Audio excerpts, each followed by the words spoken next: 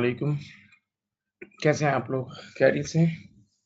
Start कर रहे हैं, बस 2 मिनट में, 1-2 मिनट में स्टार्ट करते हैं।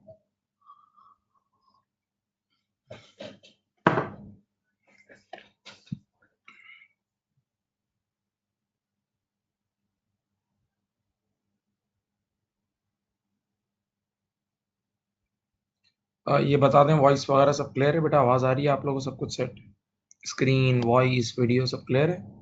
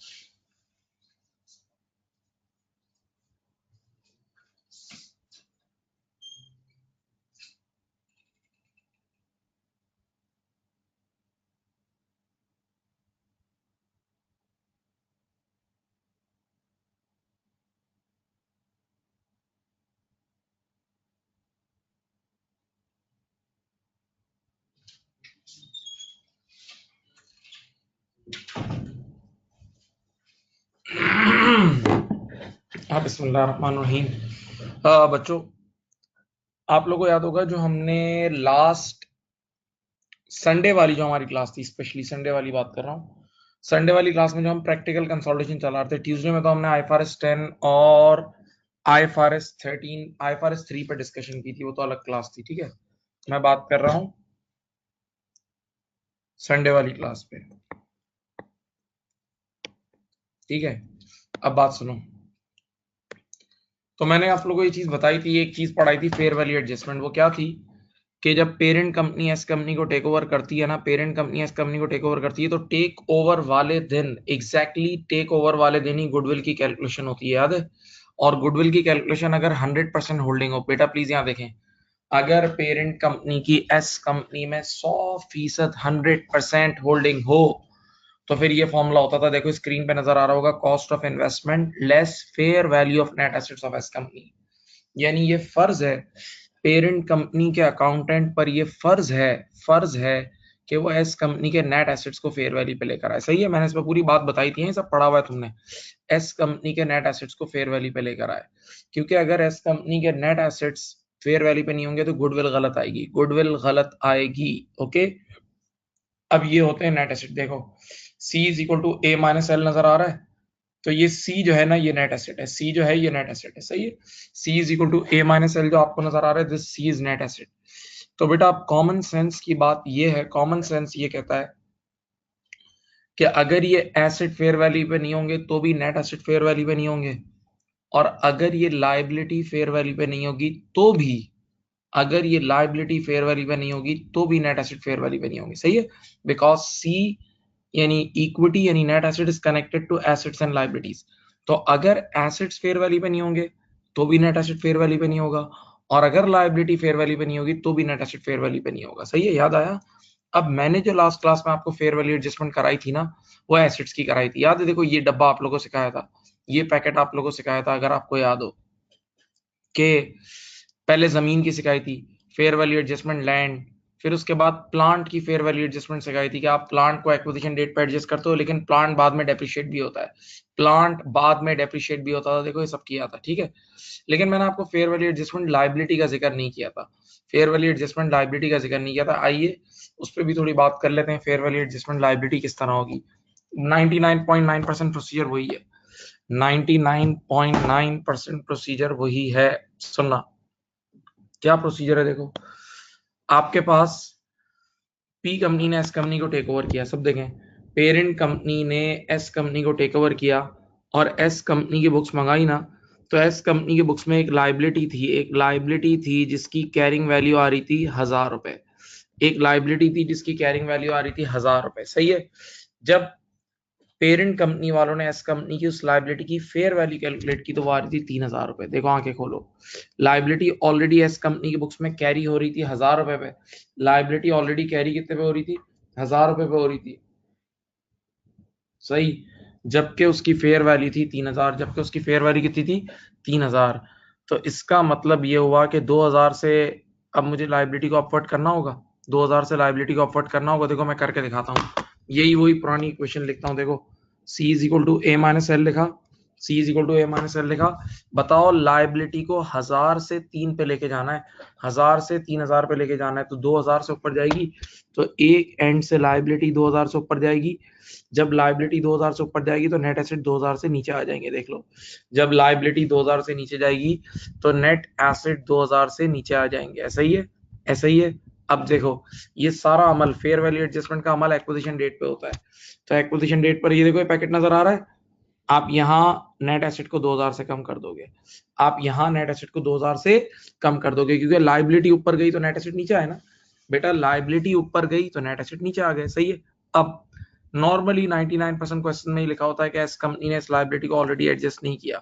99.9% क्वेश्चन में लिखा होता है कि एस कंपनी ने इस लाइबिलिटी को ऑलरेडी एडजस्ट नहीं किया। तो रिपोर्टिंग डेट पर जब ये एडजस्ट नहीं हुई भी होती तो रिपोर्टिंग डेट के नेट एसेट के पैकेट में भी आप इसको एडजस्ट कर लोगे। रिपोर्टिंग डेट के नेट एसेट के पैकेट में भी आप इसे एडजस्ट कर लोगे। रिपोर्टिंग डेट के नेट एसेट के पैकेट में भी इसको एडजस्ट कर लोगे, सही है। और जिस चीज को भी आप रिपोर्टिंग डेट के नेट एसेट के पैकेट में एडजस्ट करते हो, ऊपर बैलेंस शीट में भी उसको एडजस्ट करोगे, ऊपर एस कंपनी की बैलेंस शीट में भी इसको एडजस्ट करोगे। तो प्यारे बच्चों, जिस तरह फेयर वैल्यू एडजस्टमेंट्स एसेट्स की होती हैं, जिस तरह फेयर वैल्यू एडजस्टमेंट्स एसेट्स की होती हैं, उसी तरह फेयर वैल्यू एडजस्टमेंट लायबिलिटी की होती है। क्योंकि आपको नेट एसेट को फेयर वैल्यू पे लाना होता है। Net asset is equal to C, और सी का फॉर्मूला क्या है? C is equal to A minus L. तो अगर एसेट्स फेयर वैल्यू पे नहीं होंगे तो भी नेट एसेट फेयर वैल्यू पे नहीं होंगे, और अगर लायबिलिटीज फेयर वैल्यू पे नहीं होगी तो भी नेट एसेट फेयर वैल्यू पे नहीं होगा, सही। ओके, देख लें एक नजर। तो जिस तरह एसेट्स की फेयर वैल्यू एडजस्टमेंट है, सिमिलरली उसी तरह लायबिलिटीज की भी फेयर वैल्यू एडजस्टमेंट है।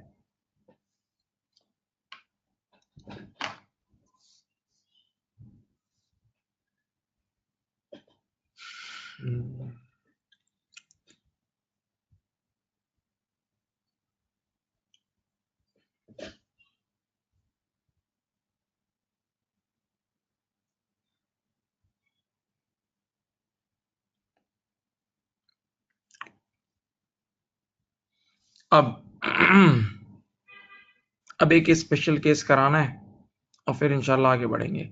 वो है ये fair value adjustment contingent liability.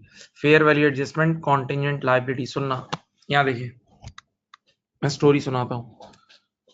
आज पूरी तरह बात सुनना। आज पी कंपनी ने एस कंपनी को टेक ओवर किया। यहाँ देखें, स्टोरी सुने पहले आराम से। आज पेरेंट कंपनी ने एस कंपनी को टेक ओवर किया। जब पेरेंट कंपनी ने एस कंपनी को टेक ओवर किया तो एस कंपनी वालों की बुक्स मंगवाई। जब एस कंपनी वालों की बुक्स मंगवाई तो एस कंपनी की बुक्स में, पूरी स्टोरी सुने गौर से, एस कंपनी की बुक्स में एक कॉन्टिजेंट लायबिलिटी का डिस्क्लोजर था अकॉर्डिंग टू IAS 37।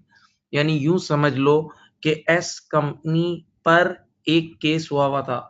यूं समझ लो कि एस कंपनी पर एक केस हुआ था, लेकिन उसके हारने के चांसेस पॉसिबल थे।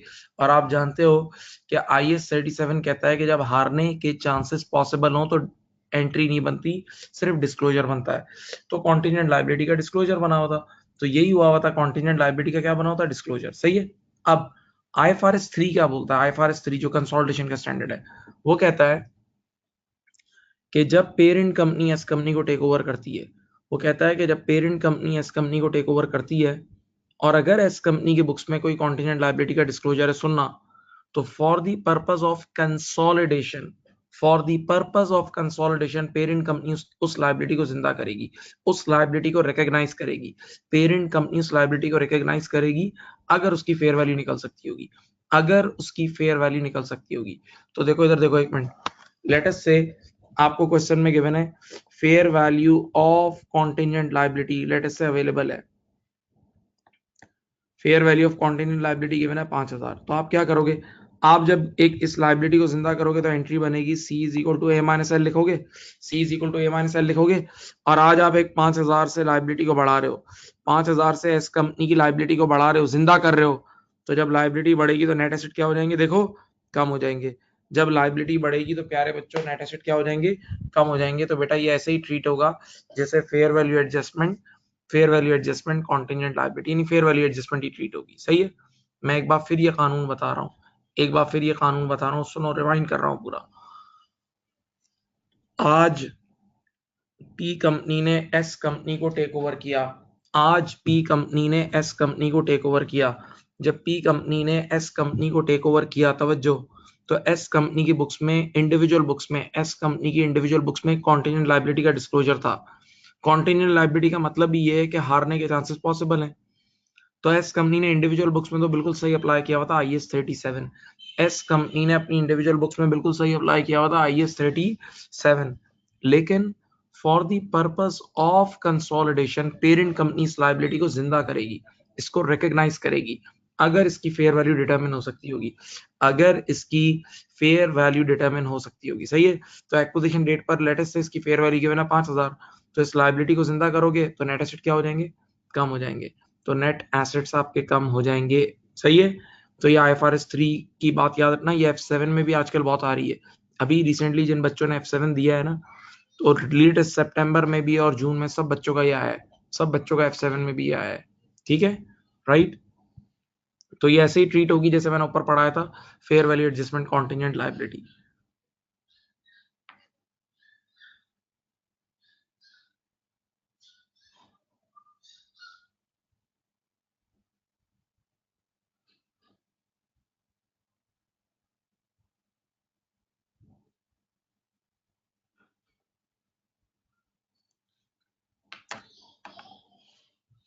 सही,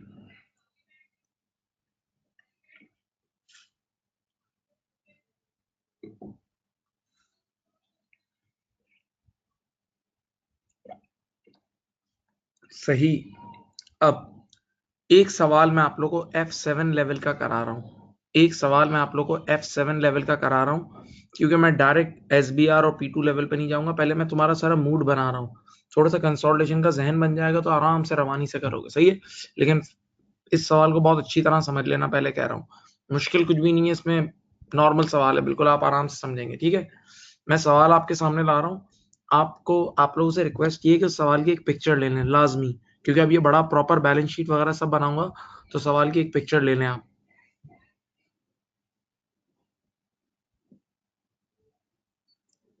ठीक है, ये रहा सवाल, ये पूरा सवाल आपके सामने है।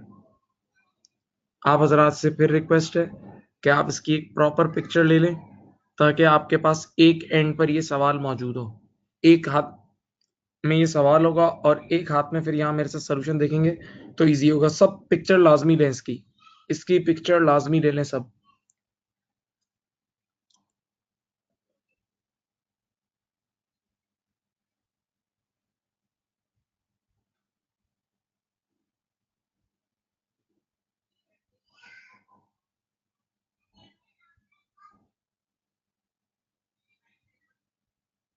हाँ जी, डियर स्टूडेंट्स, पिक्चर ले ली, मैं बिस्मिल्लाह कर रहा हूँ, मैं सवाल रीड करना शुरू कर रहा हूँ, सवाल शुरू कर रहा हूँ, स्टार्टिंग है अब हमारी। ठीक है, चलो पढ़ो बिस्मिल्लाह। क्या लिखा हुआ है, पेरेंटिस, ये देखो ये अब आपने पिक्चर ले लिया सवाल की।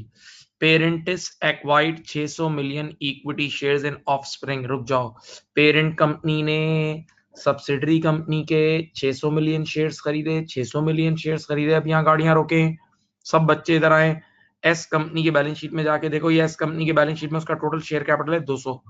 एस कंपनी की बैलेंस शीट में उसका total share capital, issued share capital है 200। और इधर देखो, शेयर, एक शेयर की फेस वैल्यू 25 सेंट, एक शेयर की फेस वैल्यू 25 सेंट। आप बचपन से पढ़ते हुए आ रहे हैं कि अगर शेयर कैपिटल गिवन हो और पार वैल्यू गिवन हो, शेयर कैपिटल गिवन हो और पार वैल्यू गिवन हो, तो शेयर कैपिटल को डिवाइड बाय पार वैल्यू करोगे तो नंबर ऑफ शेयर आ जाएंगे। इधर देखो, इधर देखो, ये 200 डिवाइडेड बाय पार वैल्यू कितनी है 0.25, तो ये आ गए 800 मिलियन शेयर्स। 800 million shares. देखो बेटा, आपने ऊपर रखा शेयर कैपिटल, नीचे रखी पार वैल्यू, शेयर कैपिटल को डिवाइड बाय पार वैल्यू करा, तो आपके पास 800 मिलियन शेयर्स आ चुके हैं। आपके पास 800 मिलियन शेयर्स आ चुके हैं, पक्का? अब मेरी बात को गौर से सुनना, इसका मतलब एस कंपनी ने आज तक 800 मिलियन शेयर इशू किए हैं। अब क्वेश्चन की पहली लाइन पे देखो, लिखा हुआ है पेरेंटिस एक्वाइर्ड 600 मिलियन इक्विटी शेयर्स। बताओ 800 में से 600 मिलियन शेयर्स पेरेंट कंपनी ने खरीद लिए। एस कंपनी ने आज तक 800 इशू किए थे, जिसमें से 600 मिलियन शेयर्स पेरेंट कंपनी ने खरीद लिए। परसेंटेज निकाल लो, 600 डिवाइडेड बाय, ये देखो 600 डिवाइडेड बाय 800 इंटू 100 करो, 75% होल्डिंग आ जाएगी। तो शॉर्टकट की बात यह है कि पेरेंट कंपनी ने एस कंपनी के 75% शेयर्स खरीद लिए। पेरेंट कंपनी ने एस कंपनी के 75% शेयर्स खरीद लिए हैं, 75% शेयर्स खरीद लिए हैं। ओके, तो 75% हमारी होल्डिंग है, तो एनसीए की कितनी होगी 25%। 75% हमारी है तो एनसीए की 25% होगी। सही है, 30 सेकंड की खामोशी, सोच लो।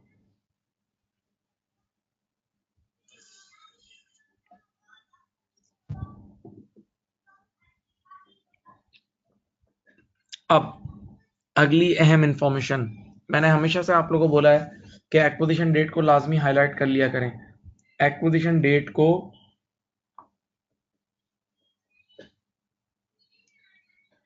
चलो क्या है, ऑन 1 अप्रैल 06। बताओ पी कंपनी ने एस कंपनी को 1 अप्रैल 06 को हायर किया है। पी कंपनी ने एस कंपनी को 1 अप्रैल 06 को टेक ओवर किया। और नीचे देखो, नीचे इधर इधर इधर इधर इधर बैलेंस शीट डेट क्या है 31 मार्च 2007। बैलेंस शीट डेट है 31 मार्च 2007। ओके, तो एक्विजिशन डेट में और बैलेंस शीट डेट में पूरा 1 साल का फर्क है। एक्विजिशन डेट में और बैलेंस शीट डेट में पूरा 1 साल का फर्क है, पूरा 1 साल का फर्क है। ये फर्क आपको पता होना चाहिए, 1 साल का फर्क है, हमेशा हाईलाइट कर लेना। अब बेटा, आप सबने ही लास्ट लेक्चर सुना है, मैंने लास्ट लेक्चर में आपको बताया था कि जब पी कंपनी एस कंपनी को टेक ओवर करती है तो डिफरेंट स्टाइल में कीमत अदा करती है। जब पी कंपनी एस कंपनी को टेक ओवर करती है तो डिफरेंट स्टाइल में कीमत अदा करती है। कीमत अदा करने के डिफरेंट तरीके होते हैं, कीमत अदा करने के डिफरेंट तरीके होते हैं। तवज्जो। तो अब इस बार 3 तरीके एक साथ एग्जामिन हुए और बड़े जबरदस्त हैं और बड़ा सीखने का इसमें। मैं फिर से आप लोगों को बोल रहा हूँ कि आप क्वेश्चन की फोटो खींच चुके हो, पिक्चर खींच चुके हो, क्योंकि अब मैं क्वेश्चन को मूव करूंगा। चलो, पेरेंट कंपनी ने इस कंपनी के 600 मिलियन शेयर खरीदे, याद रखना। चलो भाई, पहला पॉइंट, किस तरह कीमत, the purchase consideration was made up of number 1 a share exchange of 1 share of Parentis to for 2 shares of offspring.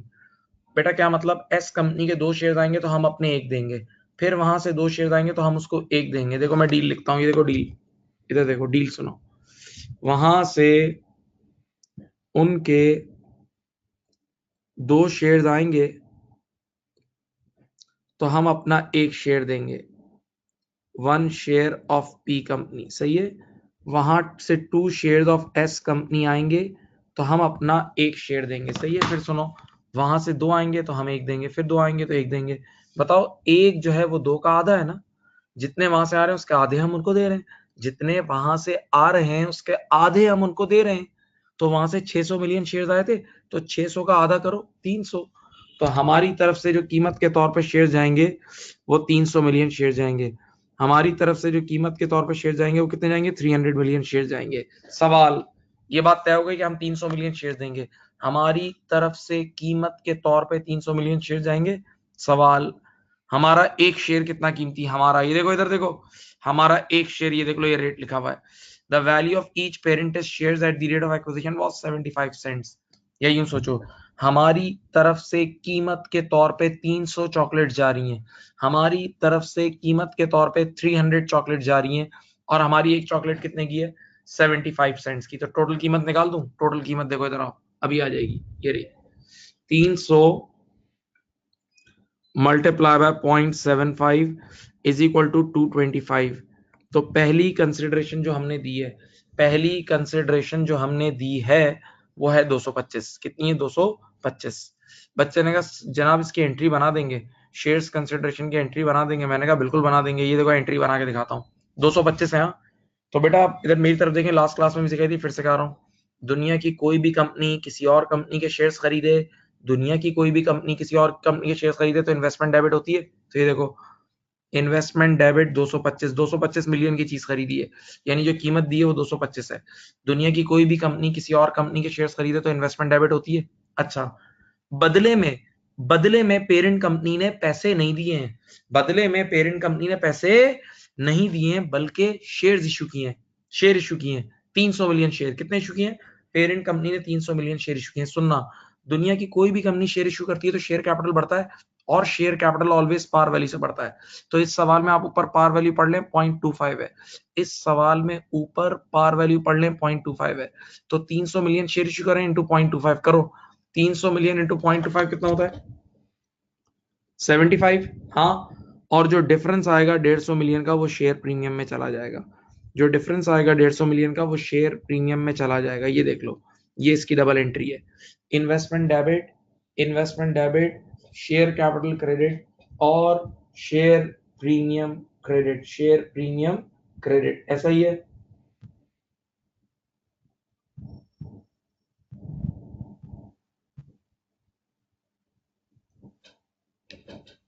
सही। अब तो कीमत पहली अदा कर दी, पहली कीमत अदा कर दी, एंट्री बना दी। मैं फिर 30 सेकंड खामोश हूं, अच्छी तरह एंट्री देख लो।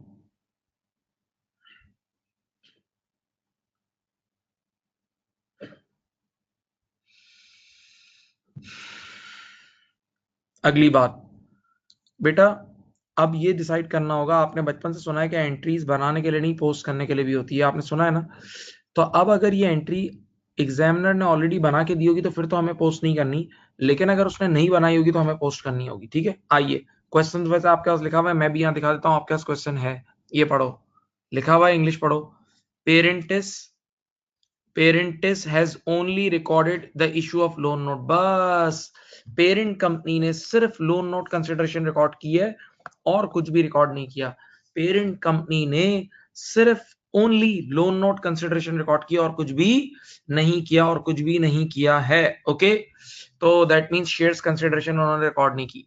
तो शेयर्स कंसिडरेशन की हमें एंट्री बनानी भी और पोस्ट भी करनी है, शेयर्स कंसिडरेशन की एंट्री बनानी भी और पोस्ट भी करनी है। मैं एंट्री पोस्ट करके दिखा रहा हूं, देखो एंट्री में इन्वेस्टमेंट 225 से बढ़ी थी, ये देखो, ये देखो एसेट साइड पे इन्वेस्टमेंट 225 से बढ़ा दी, एंट्री में इन्वेस्टमेंट 225 से बढ़ी थी, एंट्री में एसेट साइड पे इन्वेस्टमेंट 225 से बढ़ा दी। अच्छा, पेरेंट कंपनी का शेयर कैपिटल बढ़ा था 75 रुपए से, पेरेंट कंपनी का शेयर कैपिटल बढ़ा था 75 रुपए से, और शेयर प्रीमियम बढ़ा था 150 रुपए से।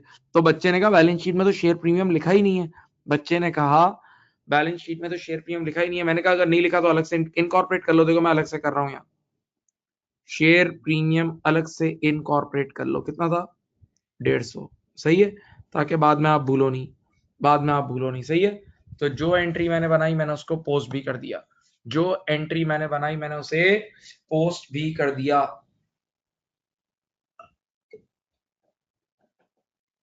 सही जनाब, सही।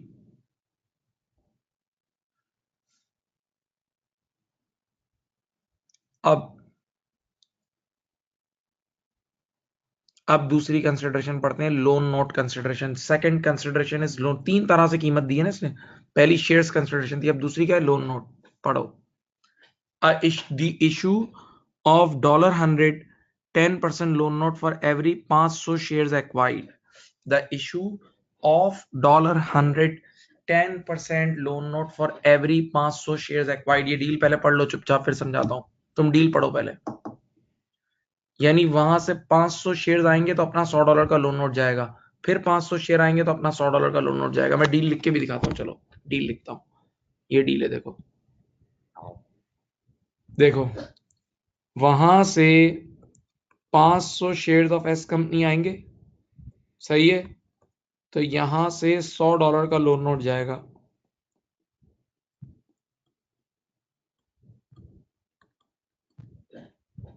ठीक है, ऑफ पी कंपनी।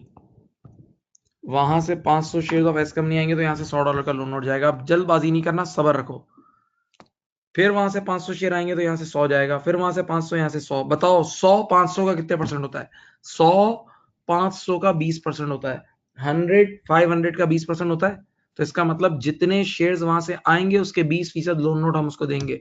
जितने शेयर्स वहां से आएंगे उसके 20% लोन नोट हम उनको देंगे। तो बताओ वहां से टोटल 600 मिलियन शेयर आए थे, याद है? वहां से टोटल 600 मिलियन शेयर आए थे। तो 600 मिलियन का 20% कितना होता है, निकाल लो।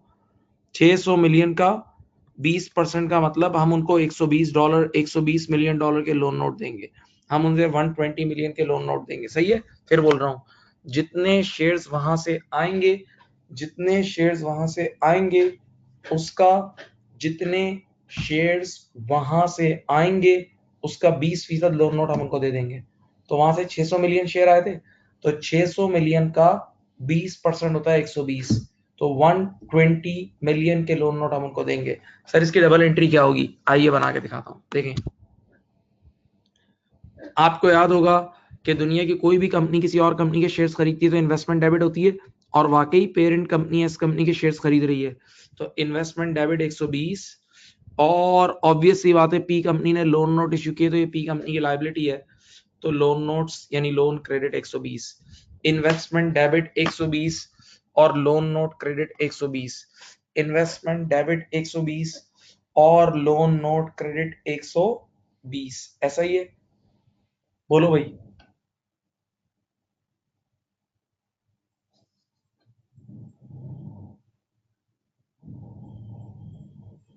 इन्वेस्टमेंट डेबिट 120 और लोन नोट क्रेडिट 120। अब मजे की बात सुनो, ये 120 की एंट्री उन्होंने बना ली है, ये 120 की एंट्री उन्होंने ऑलरेडी बना ली है बेटा, ये बन चुकी है और पोस्ट भी हो गई है।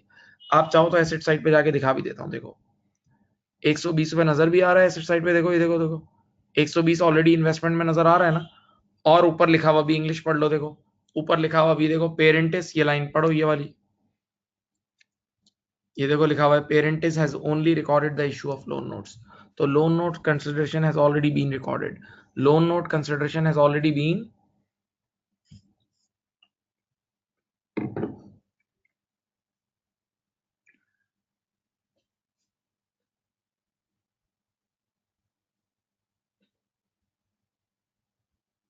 सही। हाँ जी, दो चीजें पढ़ा दी मैंने, दो शेयर्स कंसिडरेशन करा दी और लोन नोट कंसिडरेशन करा दी, शेयर्स कंसिडरेशन करा दी और लोन नोट कंसिडरेशन करा दी। अब एक और बड़ी मजेदार कंसिडरेशन है, लास्ट क्लास में पढ़ाई थी, डेफर्ड कंसिडरेशन, याद है? Unconditional promise to pay cash, unconditional promise to pay, unconditional promise to pay cash, याद है? हाँ। अब क्या लिखा है, देखो पढ़ो। A deferred cash payment of 11 cents per share acquired payable on 1 April 2007, payable on 1 April 2007, ठीक है। ये है हमारी डेफर्ड कंसिडरेशन, ये हमारी क्या है, डेफर्ड, यानी हमने टेक ओवर किया था 1 अप्रैल 06 को, सोचो बेटा दिमाग, हमने टेक ओवर किया था 1 अप्रैल 06 को, लेकिन ये पेमेंट हम उनको देंगे एक साल बाद, तो ये डेफर्ड हुई ना, यानी एक साल बाद का प्रॉमिस किया, ठीक है। तो 11 सेंट्स पर शेयर एक्वाइर्ड लिखा है, 11 सेंट्स पर शेयर एक्वाइर्ड। तो प्यारे बच्चों हमने 600 मिलियन शेयर एक्वायर किए थे, 600 मिलियन शेयर हमने एक्वायर किए थे, 600 मिलियन इंटू 0.11 करो, 600 मिलियन इंटू 0.11 करो तो 66 हो जाएगा, 600 मिलियन इंटू 0.11 करोगे तो 66 हो जाएगा। तो एक साल बाद 66 मिलियन शेयर देने का वादा किया है, एक साल बाद 66 मिलियन डॉलर्स देने का वादा किया है, ठीक है। तो आपने बचपन से पढ़ा हुआ है कि हर वो ऑब्लिगेशन जो एक साल या उसके बाद वाली है उसकी डिस्काउंटिंग होती है, हर वो ऑब्लिगेशन जो एक साल या उसके बाद वाली है उसकी क्या होती है, डिस्काउंटिंग होती है, उसकी डिस्काउंटिंग होती है। हर वो ऑब्लिगेशन जो एक साल या उसके बाद वाली होती है उसकी हमेशा लाजमी डिस्काउंटिंग होती है। चलो मैं अब आपको कराता हूँ। ये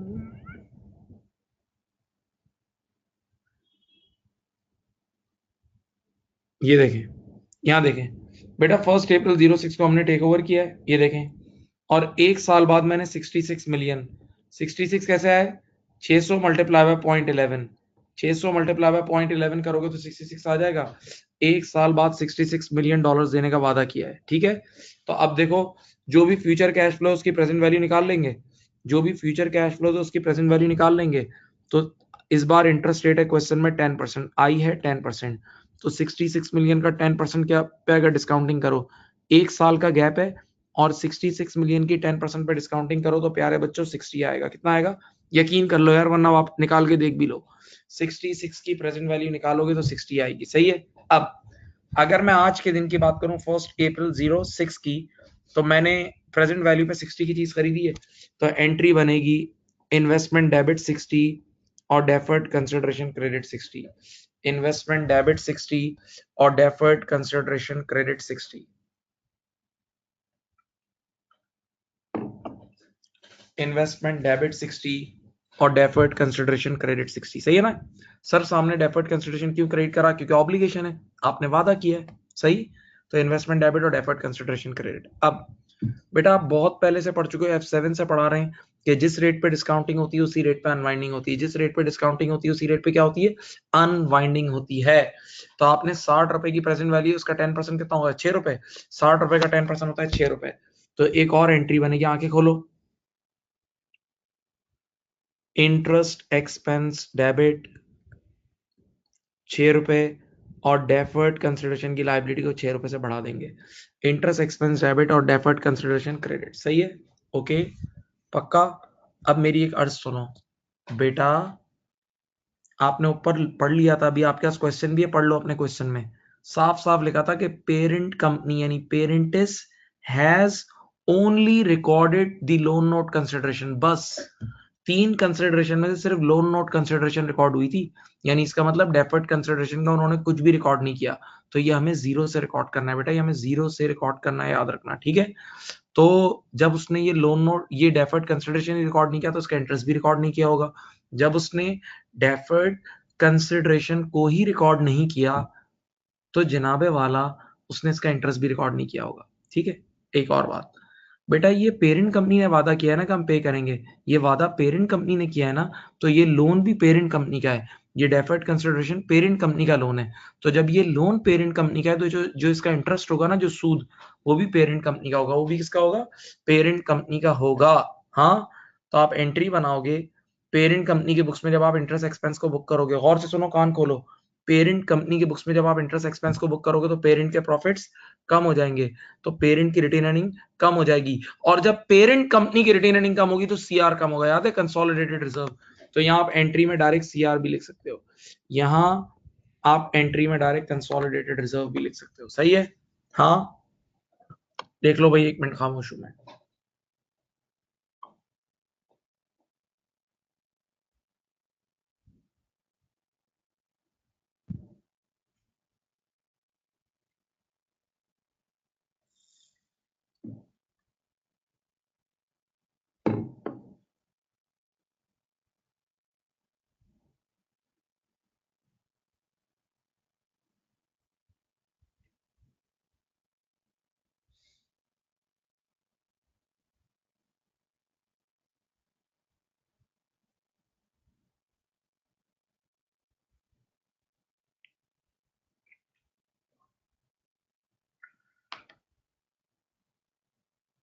ठीक है जी।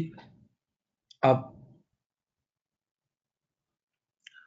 मैं इस एंट्री को भी पोस्ट कर देता हूँ, इसमें इन्वेस्टमेंट 60 से बढ़ रही है और डेफर्ड कंसिडरेशन देखो 60 + 6 66 हो जाएगी। हाँ, साल के आखिरी दिन, ये देखो साल का आखिरी दिन है 31 मार्च, साल का आखिरी दिन है 31 मार्च, ओके।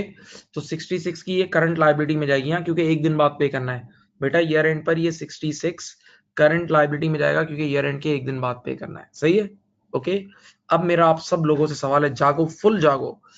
मैंने 3 एंट्रीज बना दी हैं कंसिडरेशन की, ये देखो आपके सामने है, 3 एंट्रीज कंसिडरेशन की बना दी है। बताओ इस सवाल की सीओआई क्या होगी, कॉस्ट ऑफ इन्वेस्टमेंट, गुडविल निकालने में यूज होती है ना, गुडविल निकालने में कॉस्ट ऑफ इन्वेस्टमेंट यूज होती है, याद है, तो वो कितनी होगी, टोटल कीमत कितनी अदा की है मैं गिनाऊं?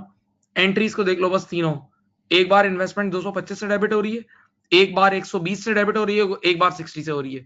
इन तीनों को ऐड करोगे तो 405 आ जाएगा। देखो एक ये नंबर, ये देखें, एक ये नंबर और एक ये नंबर, बस ये तीनों को ऐड कर लो, आपकी कॉस्ट ऑफ इन्वेस्टमेंट आ जाएगी। ये तीनों को ऐड कर लो तो आपकी कॉस्ट ऑफ इन्वेस्टमेंट आ जाएगी। प्लीज देख लें, 405 रुपए की सीओआई आ गई।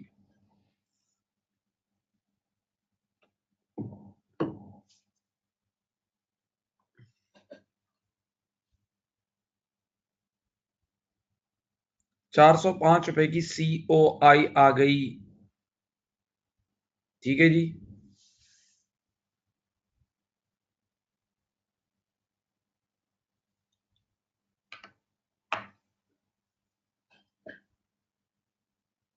ठीक है जी।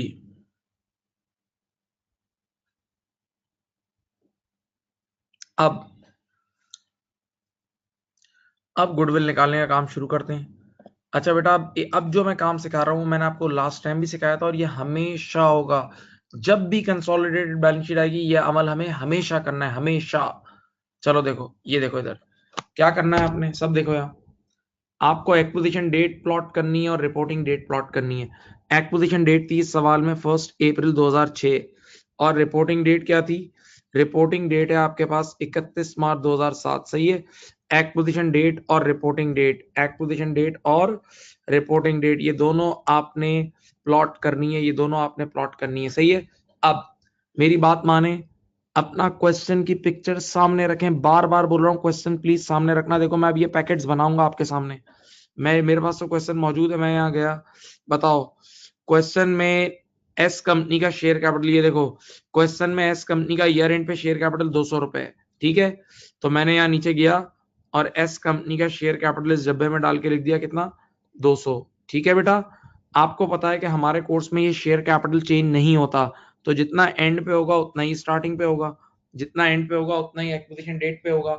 जो शेयर कैपिटल 31 मार्च 2007 को होगा वो यहाँ होगा। ठीक है, दोबारा बैलेंस शीट में जाएं, अपनी अपनी बैलेंस शीट में देखें, एस कंपनी की रिटेन अर्निंग सारी वहीं मिलेगी। यहाँ देख लो, इधर देखो, इधर देखो, ये देखो, ये देखो, ये एस कंपनी की 1 अप्रैल 0, ये देखो, ये एक्विजिशन डेट की रिटेन अर्निंग है।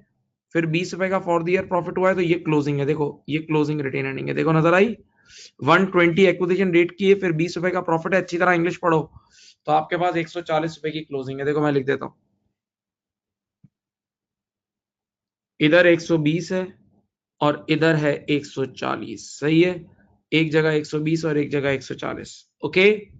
अब आप लोगों को लास्ट क्लास में ही असल ये लेक्चर दिया था, लास्ट जो संडे वाली क्लास थी, कि जब तक फेयर वैल्यू एडजस्टमेंट नहीं करोगे आपके पैकेट्स फेयर वैल्यू पे आएंगे ही नहीं। क्योंकि पेरेंट कंपनी जब एस कंपनी को टेक ओवर करती है तो पेरेंट कंपनी के अकाउंटेंट पर यह फर्ज होता है कि वो एस कंपनी की पूरी एसओएफपी को फेयर वैल्यू पे लाए। पेरेंट कंपनी के अकाउंटेंट पर यह फर्ज होता है कि वो एस कंपनी की पूरी एसओएफपी को किस पे लेकर आए, फेयर वैल्यू पर लेकर आए, फेयर वैल्यू पर लेकर आए। सही है। ओके, चलो मैं आपके सामने फेयर वैल्यू एडजस्टमेंट पढ़ता हूँ। आप लोग के पास क्वेश्चन ऑलरेडी मौजूद है। नोट नंबर 1 सब मिलके पढ़ते हैं, आराम से पढ़ते हैं। सुनो, नोट नंबर 1 क्या लिखा हुआ है, ये देखें, ये लिखा हुआ है at the date of acquisition. Note number 1 आपके सामने, नोट नंबर 1 आपके सामने। At the date of acquisition the fair values of offspring net assets were approximately equal to their carrying amounts with the exception of its properties। कह रहा है बाकी सब चीजें तो एस कंपनी की बेहतरीन है, बाकी सब चीजें तो एस कंपनी की बहुत अच्छी हैं, बस एक प्रॉपर्टीज फेयर वैल्यू पे नहीं है, बस एक प्रॉपर्टीज फेयर वैल्यू पे नहीं है, एक प्रॉपर्टीज फेयर वैल्यू पे नहीं है। मैंने कहा ठीक है, तो these properties had a fair value of 40 million in excess of their carrying amounts. यानी जरा सुनो, जो कैरिंग अमाउंट थी ना फेयर वैल्यू से 40 ज्यादा है, जो कैरिंग अमाउंट थी फेयर वैल्यू से 40 ज्यादा है, तो ये अपवर्ड फेयर वैल्यू एडजस्टमेंट क्या है बेटा, अपवर्ड फेयर वैल्यू एडजस्टमेंट है। सही है। अच्छा, ये एक्विजिशन डेट में मैं करता हूं, एक और चीज पढ़ लो। आपको पता है प्रॉपर्टी डेप्रिशिएट भी होती है, तो इसने खुद ही कर दिया, खुद ही बता दिया। या तो आपको लाइफ देगा, या तो आपको लाइफ देगा एक्सेस डेप्रिसिएशन निकालने के लिए, वरना देखो यहाँ खुद बोल रहा है which would create additional depreciation of 2 million in the post acquisition period. खुद बोल रहा है कि यही 40 की चीज 2 मिलियन से बाद में डेप्रिशिएट हो जाएगी। सही, ये देखें,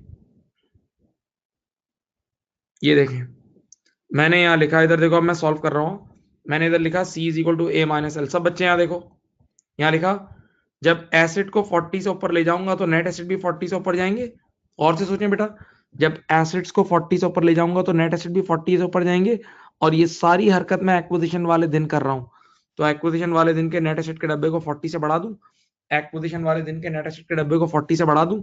हाँ, लेकिन बेटा पोस्ट पीरियड में ये चीज 2 रुपए से डेप्रिशिएट भी तो हो जाएगी, ये एसिड 2 रुपए से डेप्रिशिएट भी तो हो जाएगा। तो बताओ ईयर एंड पर ये फेयर वैल्यू एडजस्टमेंट 40 माइनस 2, देखो 40 माइनस 2 38 की रह जाएगी। ईयर एंड पर यानी रिपोर्टिंग डेट पर ये 40 माइनस 2 38 की रह जाएगी, 40 माइनस 2 38 की रह जाएगी। लेकिन हाँ, अगर ये नॉन डेप्रिशिएटिंग होता तो वहां भी 40 लिख देता, वहां भी 40 ही लिख देता। सही सही। अब एक चीज और याद दिलाता हूं, और अब अपने दिमाग को एक्टिव रख के बैठो बिल्कुल जान से। बेटा आपके पास ऊपर जो बैलेंस शीट गिवन है वो ईयर एंड की रिपोर्टिंग डेट की गिवन है। आपके पास जो ऊपर एस कंपनी की बैलेंस शीट गिवन है वो रिपोर्टिंग डेट की गिवन है। किसकी गिवन है? रिपोर्टिंग डेट की गिवन है। सही है। तो बेटा आपने यहाँ जो एंड में 38 ऐड किया है ना, तो ऊपर जाके प्रॉपर्टी में भी 38 ऐड करना होगा, ऊपर जाके प्रॉपर्टी में भी 38 ऐड करना होगा। देखो एस कंपनी की मैं करके दिखा रहा हूँ, ये देखो, ये देखो, ये देखो, एस कंपनी का ये प्रॉपर्टी प्लांट एंड इक्विपमेंट नजर आ रहा है। मैंने देखो इसमें यहाँ 38 ऐड कर दिया, इधर 38 ऐड कर दिया। एस कंपनी के प्रॉपर्टी प्लांट एंड इक्विपमेंट में मैंने 38 ऐड कर दिया है।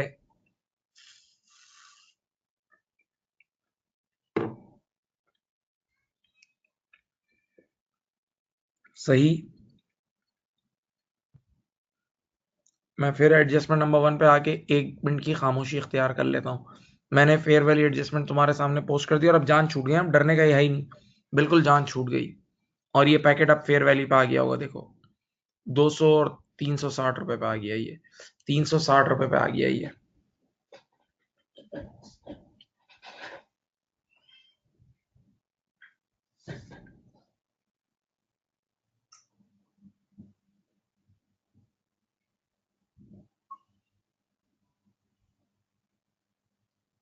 सही।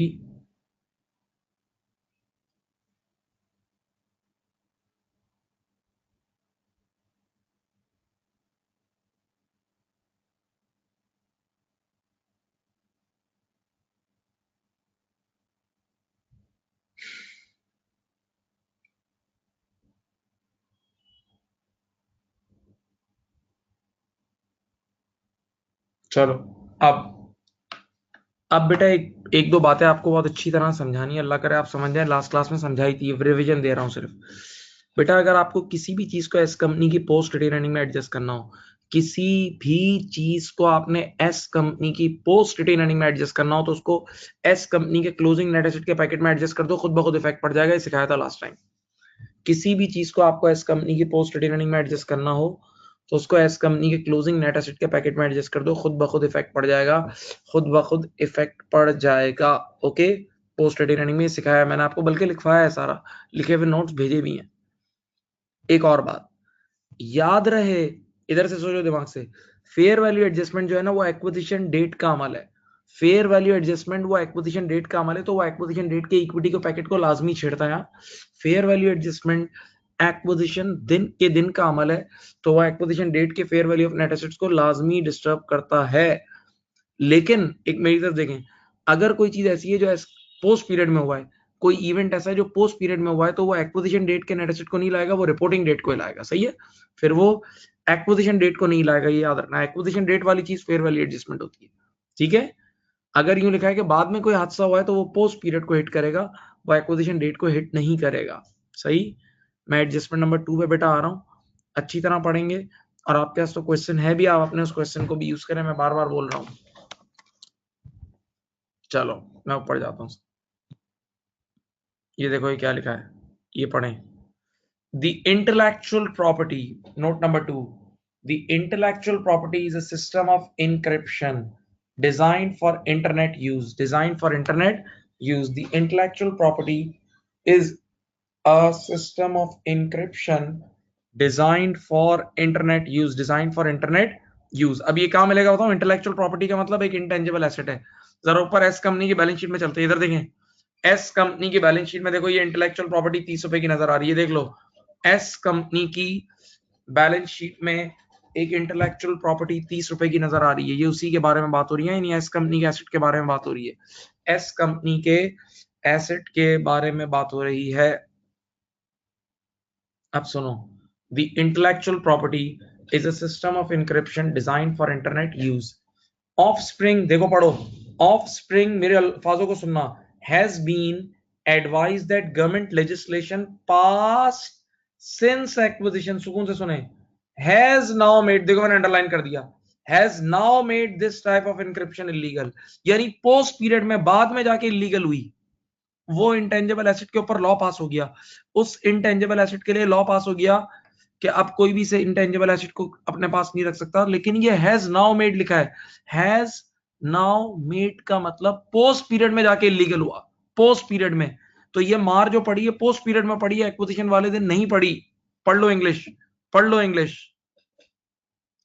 तो मैं भी इस एसेट को राइट ऑफ करूंगा, मैं भी इस एसेट को राइट ऑफ करूंगा, अपनी बुक्स को क्लीन करूंगा, लेकिन पोस्ट पीरियड में, पोस्ट पीरियड में, क्योंकि क्या लिखा है, इंग्लिश पढ़ो, हैज नाउ मेड, अब जाके इलीगल हुआ है बाद में, ठीक है।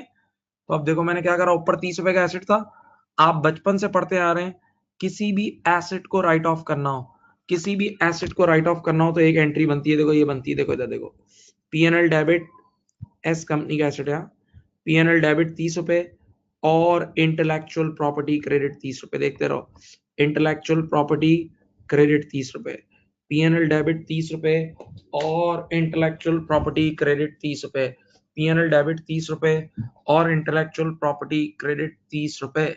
हाँ ठीक है, ये एंट्री बनाई, अभी इसको पोस्ट भी करूंगा, डरो मत। अब जब गवर्नमेंट ने इतना बड़ा लॉ पास कर दिया और इतना बड़ा हमें जख्म दिया, तो अब मरहम पट्टी भी तो होगी ना, थोड़ी मरहम भी तो लगाएंगे ना।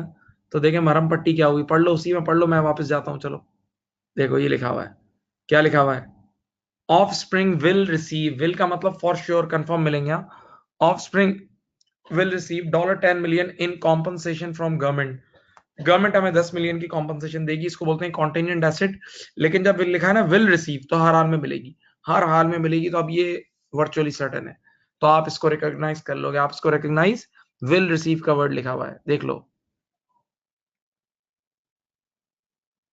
अब इसकी एंट्री ये बनेगी, देखो इसकी एंट्री बनेगी, सामने देखें, कॉम्पनसेशन रिसीवेबल डेबिट, ये देखो कॉम्पनसेशन रिसीवेबल डेबिट 10 रुपए और पीएनएल क्रेडिट 10 रुपए, ठीक है जनाबे वाला। ये दोनों एंट्रीज पोस्ट पीरियड में बनी है, ये दोनों एस कंपनी के पोस्ट पीरियड में एंट्री बनी है, दोनों एंट्रीज एस कंपनी के पोस्ट पीरियड में बनी है, एस कंपनी के पोस्ट पीरियड में बनी है, सही है, सामने देखें। तो मैं क्या करूंगा, जब मुझे एस कंपनी के पीएनएल को डेबिट करना है, तो एस कंपनी की पोस्ट रिटेन अर्निंग कम होगी ना, एस कंपनी का एक्सपेंस बुक करूंगा, तो एस कंपनी के पोस्ट प्रॉफिट्स कम होंगे, और जिस चीज का इफेक्ट भी एस कंपनी के पोस्ट प्रॉफिट्स में लेना है, उसको क्लोजिंग नेट एसेट के डब्बे में एडजस्ट कर लो। तो देखो कितना 30 रुपए का है, ये देखें डब्बे में एडजस्ट कर रहा हूँ, इंटेलेक्चुअल प्रॉपर्टी यहाँ 30 रुपए लेस कर दी, और कॉम्पनसेशन कितनी मिली थी, 10 रुपए, कॉम्पनसेशन से 10 रुपए से इनकम बढ़ी थी, वो 10 रुपए एडजस्ट कर दी, देखो खुद ब खुद ऑटोमेटिकली, खुद ब खुद ऑटोमेटिकली पोस्ट रिटेन अर्निंग में इम्पैक्ट चला जाएगा बगैर डरे, ये देख लो, ये तुम्हारे सामने पोस्टिंग मार दी है, ये देखो।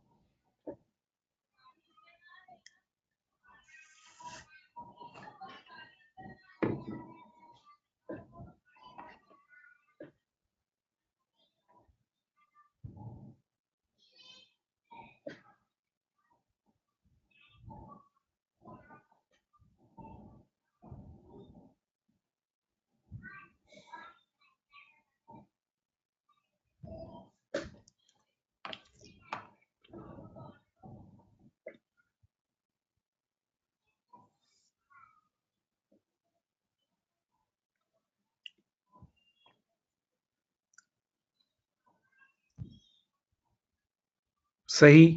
अच्छा बेटा, अब इसकी रिमेनिंग एंट्रीज भी ऊपर पोस्ट होगी, आपने इस एंट्री में इंटेलेक्चुअल प्रॉपर्टी को अल्लाह हाफिज कर दिया ना, राइट ऑफ कर दिया, तो ऊपर एसेट साइड से भी खत्म करोगे, और ये कॉम्पनसेशन रिसीवेबल ऊपर करंट एसेट में बुक करोगे।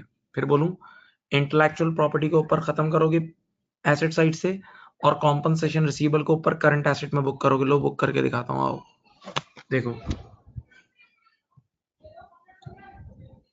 ये राइट ऑफ सही है, और यहाँ करंट एसेट में 10 रुपए बुक कर लोगे, करंट एसेट में 10 रुपए बुक कर लोगे, करंट एसेट में 10 रुपए बुक कर लोगे। ओके सही,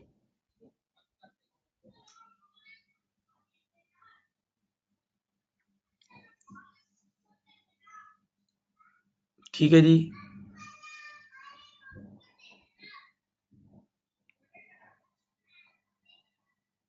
अब बेटा अब एक चीज आपको पढ़ानी है, S2P सेल, याद है आप लोगों को URP पढ़ाया था लास्ट क्लास में, S2P या P2S सेल ऑफ इन्वेंट्री, वो भी इस सवाल में है। आप लोग जरा सब बच्चे अपनी पिक्चर में भी देख लें, चलो मैं रीड कर देता हूँ। और मैंने आपको लास्ट क्लास में ये भी सिखाया था कि अगर कभी भी अनरियलाइज प्रॉफिट निकालना हो तो पहले टोटल प्रॉफिट निकाल लेना, कभी भी अनरियलाइज प्रॉफिट निकालना हो तो पहले टोटल प्रॉफिट निकाल लेना। एडजस्टमेंट पढ़ लेते हैं मिलके और उसके बाद फिर हम उसको सॉल्व करते हैं, ठीक है। क्या लिखा है, ऑफस्प्रिंग सोल्ड पेरेंटिस यानी S2P goods for 15 million. S company ने पी कंपनी को 15 मिलियन का माल बेचा, पहली बात, in post acquisition period. $5 million of these goods are included in the inventory. बेटा 15 में से 5 मिलियन का माल बच गया, 15 में से 5 मिलियन का माल ईयर एंड पे बच गया। अब रुको यहाँ आंखों आंखों में सॉल्व करते हैं। टोटल माल बेचा था 15 का, एस कंपनी ने पी कंपनी को टोटल माल बेचा था 15 का, और 15 में से 5 का माल बच गया। परसेंटेज निकालना आती है, बताओ 5 15 का कितने परसेंट होता है? 5 15 का 33.3% होता है, 5 15 का 33.3% होता है। तो जितने परसेंट गुड्स नहीं बिकी होंगी उतने परसेंट प्रॉफिट अनरियलाइज होगा, जितने परसेंट गुड्स नहीं बिकी होंगी उतने परसेंट प्रॉफिट अनरियलाइज होगा। अब आप देखें इस ट्रांजैक्शन का टोटल प्रॉफिट कितना है, आप देखें इस ट्रांजैक्शन का टोटल प्रॉफिट कितना है, ये देखो, the profit made by offspring on the sales was 6 million. तो टोटल प्रॉफिट पे आप परसेंटेज लगाएंगे जितने परसेंट गुड्स नहीं बिकी हैं, टोटल प्रॉफिट पे आप परसेंटेज लगाओगे जितने परसेंट गुड्स नहीं बिकी होंगी तो अनरियलाइज प्रॉफिट आ जाएगा। आइए देखते हैं, ये देखें समझाता हूँ, सब देखें यहाँ। एस ने पी को 15 मिलियन का माल बेचा और पी के पास ईयर एंड पे 5 का माल बच गया। एस ने पी को 15 मिलियन का माल बेचा और पी के पास ईयर एंड पे 5 का बच गया। बताओ 5 15 का होता है कितना? 33.33%। ठीक है, इतने परसेंट गुड्स नहीं बिकी, 33.33% गुड्स नहीं बिकी। ठीक है, अब बताओ इस ट्रांजैक्शन का टोटल प्रॉफिट कितना था? 6। इस ट्रांजैक्शन का टोटल प्रॉफिट हुआ था 6। अब बताओ 6 में से कितने परसेंट गुड्स नहीं बिकी? 33.3%। ठीक है, तो आपका यूआरपी आ जाएगा 2 रुपए, 2 रुपए का आ जाएगा यूआरपी, 2 रुपए का आ जाएगा यूआरपी। सही है, तो ये बड़ी काम की चीज निकाल ली यूआरपी। अब आपको पता है कि जब भी S2P सेल होती है, आपको पता है कि जब भी क्या होती है, S2P सेल होती है, तो सुनना, दिमाग चलाओ, सोचो। जब कभी भी S2P सेल होती है तो जो भी यूआरपी होता है वो एस ने बुक किया होता है। जब भी S2P सेल होती है तो जो भी यूआरपी होता है वो एस कंपनी ने बुक किया होता है, तो वो एस कंपनी के प्रॉफिट्स में होता है, तो एस कंपनी की रिटेन अर्निंग में होता है, तो एस कंपनी की पोस्ट रिटेन अर्निंग से निकालना होगा ना। जब S2P सेल हुई है तो यूआरपी एस ने बुक किया है, तो एस के प्रॉफिट्स में है, तो एस की रिटेन अर्निंग में है, तो एस की पोस्ट रिटेन अर्निंग से अगर आप निकालोगे तो ऑटोमेटिकली आपको क्लोजिंग नेट एसेट के पैकेट से निकालना होगा, ऑटोमेटिकली। याद है, लिखवाया भी था। चलो आ जाओ, मैंने ये 2 रुपए, ये देखो, ये 2 रुपए क्लोजिंग नेट एसेट के डब्बे से निकाल दिए। ठीक है, ये 2 रुपए मैंने क्लोजिंग नेट एसेट के डब्बे से निकाल दिए। ठीक है, अब देखो भाई, क्लोजिंग नेट एसेट का डब्बा कितना हो गया? कोई एक बच्चा ऐड कर ले, कोई एक बच्चा इसको ऐड कर ले, ये आएगा 356। कितना आएगा? सारी एडजस्टमेंट अल्हम्दुलिल्लाह हो गई, सारी एडजस्टमेंट्स क्वेश्चन की अल्हम्दुलिल्लाह हो गई। 356 आया। अब क्लोजिंग डब्बा 356 है और ये 360 है, क्लोजिंग 356 है और ये 360 है। अब पोस्ट रिटेन अर्निंग निकालना सिखाऊं? कभी भी एस कंपनी के पोस्ट रिटेन अर्निंग निकालनी हो तो क्लोजिंग में से ये प्री माइनस कर दो, क्लोजिंग नेट एसेट में से प्री, तो 356 माइनस 360 विल गिव यू, ये देखो, 4 रुपए की एस कंपनी की post retain earning. S company post retain earning कितनी है? क्या लिखता हूं, ठहरो पूरी, ये देखो, S companies post retain earning है 4 रुपए नेगेटिव, 4 रुपए नेगेटिव आई है। देखा, एस कंपनी की पोस्ट रिटेन अर्निंग आई है 4 रुपए नेगेटिव। सर इसका क्या करेंगे? बेटा ये थोड़ी सीआर में जाएगी और थोड़ी एनसीआई में, ये थोड़ी सीआर में थोड़ी एनसीआई। याद करो सवाल के टॉप पे मैंने होल्डिंग परसेंटेज भी निकलवा दी थी, सवाल के टॉप पे मैंने होल्डिंग परसेंटेज भी निकाल दी थी 75-25, याद है? होल्डिंग परसेंटेज मैंने निकलवा दी थी 75-25, होल्डिंग परसेंटेज निकलवा दी थी 75 एंड 25। तो ये थोड़ी सीआर में जाएगी थोड़ी एनसीआई में, ठीक है? 1 मिनट की फिर खामोशी करता हूं, देखो।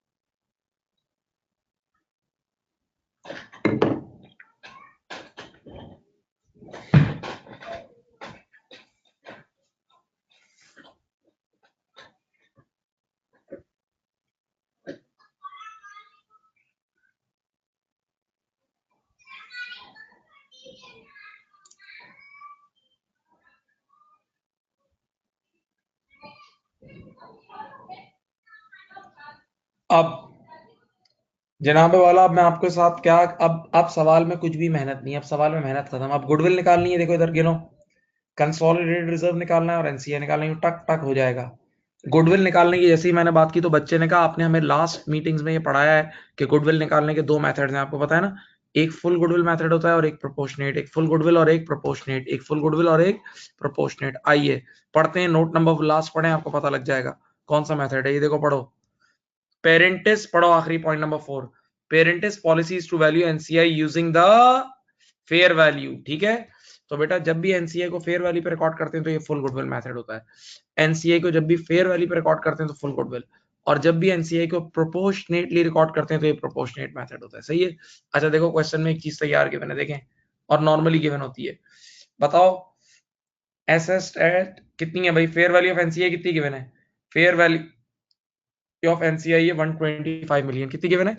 125 मिलियन, ठीक है? ओके, अब बताओ सीओआई हमने पहले ही निकाल ली थी, याद है हमने एक मेहनत की थी भाई, ये देखो हमने सीओआई पहले ही निकाल ली थी। ये अगर तुम्हें याद हो 405 रुपए की हमने सीओआई निकाल ली थी, जो एंट्रीज बना बना के कॉस्ट ऑफ इन्वेस्टमेंट निकाली थी वो 405 रुपए की निकाली थी, याद है? ठीक है, क्वेश्चन को अपने सामने रख लें तो बहुत बेहतर होगा बेटा प्लीज, क्योंकि मैं स्क्रीन बार बार मूव नहीं कर पाऊंगा। चलो याद रखना, देखो ये एक्विजिशन डेट का नेट एसेट का पैकेट सब देखो, ये रहा 360, एक्विजिशन डेट का नेट एसेट का पैकेट है 360 आपके सामने। अब देखें मैंने क्या लिखा गुडविल निकालने के लिए, देखो गुडविल निकालना शुरू करता हूं, ये रहा गुडविल, ये देखो एक कैलकुलेशन इस तरह पढ़ाई थी। सबसे पहले मैंने लिखा सीओआई, सीओआई 405, सबसे पहले मैंने लिखा COI cost of investment is 405, okay.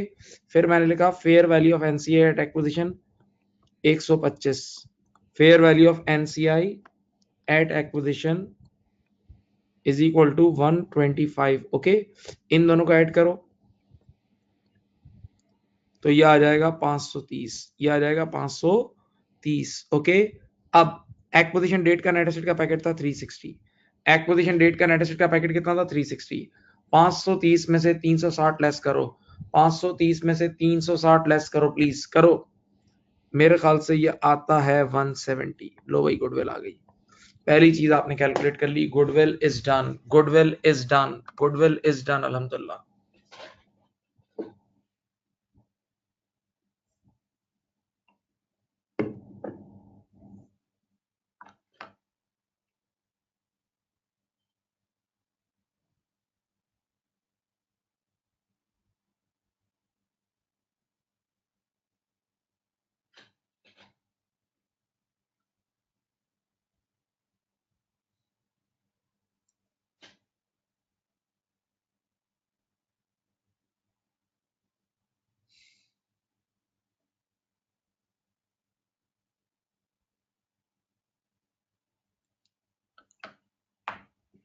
अब उसके बाद अब सुनो, सेकंड चीज जो मैं निकलवाऊंगा वो निकलवा रहा हूं CR, consolidated reserve, consolidated reserve, consolidated reserve means group retain earning, consolidated reserve means group retain earning, okay. अब मैं फिर बोलूंगा अपना क्वेश्चन जो आपने मोबाइल में तस्वीर खींची थी सामने रख लो, बताएं अच्छी तरह क्वेश्चन की बैलेंस शीट में सब बच्चे देखो और सोचो, पेरेंट कंपनी की क्लोजिंग रिटेन अर्निंग क्या है? सीआर का मतलब दोनों इदारों की रिटेन अर्निंग की कॉम्बिनेशन, दोनों इदारों की रिटेन अर्निंग का मिलाप, दोनों इदारों की रिटेन अर्निंग का मिलाप। तो बताओ, पेरेंट कंपनी तो पूरी मेरी है, उसका ईयर एंड की रिटेन अर्निंग कितनी है? मैं फिर चलो बैलेंस शीट पे जाता हूं। ये देखो, पेरेंट कंपनी की ये देखो 210 प्लस 90 ईयर एंड की रिटेन अर्निंग, ये रही 300, ये रही, ये रही, ये रही। पेरेंट कंपनी की ईयर एंड की रिटेन अर्निंग है 300 रुपए, ठीक है। तो पेरेंट कंपनी की तो क्लोजिंग जाएगी और एस कंपनी की जाती है पोस्ट, याद है बेटा? ये देखो चलो, पेरेंट कंपनी की रिटेन अर्निंग है 300 रुपए और एस कंपनी की जाएगी पोस्ट। ये देख लो, अभी थोड़ी देर पहले निकलवाई है। एस कंपनी की पोस्ट रिटेन अर्निंग है, ये रही -4। एस कंपनी की पोस्ट रिटेन अर्निंग देख लो, -4 है, नजर आ गई? -4 लिखा। और बताओ बेटा, इस सवाल में पेरेंट कंपनी की होल्डिंग कितनी है? 75%। तो आ जाएगी -3। ओके। अब वैसे तो ये दो चीजें ही मेजर आती हैं कि पेरेंट की फुल आती है और एस कंपनी के पोस्ट रिटेन अर्निंग का शेयर, लेकिन एक दो चीजें ऐसी होती हैं जो डायरेक्टली सीआर को हिट करती हैं। एक दो चीजें ऐसी होती हैं जो डायरेक्टली सीआर को हिट करती हैं, जैसे मिसाल दूं, P2S सेल हो और उसका कोई यूआरपी हो तो वो डायरेक्ट सीआर को हिट करता है, लेकिन इस सवाल में P2S सेल नहीं थी। एक और चीज बताऊं, ऊपर आपने एंट्रीज बनाई थी डेफर्ड कंसिडरेशन। डेफर्ड कंसिडरेशन का अनवाइंडिंग ऑफ डिस्काउंट था 6 रुपए का। डेफर्ड कंसिडरेशन का अनवाइंडिंग ऑफ डिस्काउंट कितना था? 6 रुपए का। चलो वो लेस करते हैं, ठीक है। ये आ जाएगा 291। 291 is your consolidated reserve. 291 is your consolidated reserve. 291 is your consolidated reserve. Please check.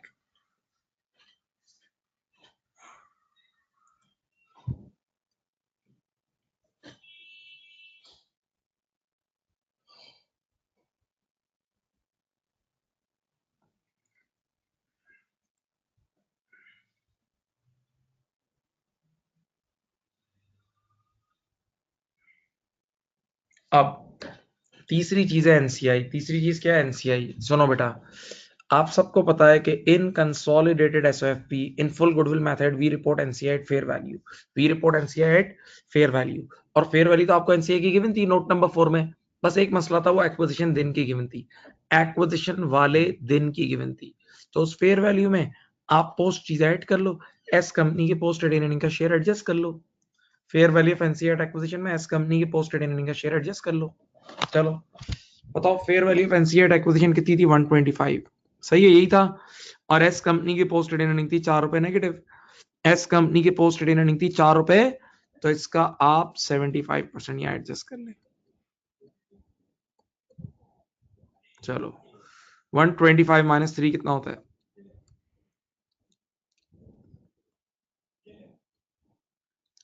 -1। Sorry बेटा, 4 का 75% होता है 1। सॉरी सॉरी सॉरी, और मैंने यहाँ 75 लिख दिया, 25 आएगा। हमारी होल्डिंग 75 है तो एनसीए की 25 होगी ना, माजरत माजरत। तो ये हो जाएगा 124। लीजिए जनाब, आपका एनसीआई आ गया फॉर एसओएफपी। ये आपका एनसीआई भी आ गया फॉर एसओएफपी। 1-2 मिनट तक आप देख सकते हैं इसको, देखें आराम से, देखें, take your time, take your time, देखें इसे आराम से।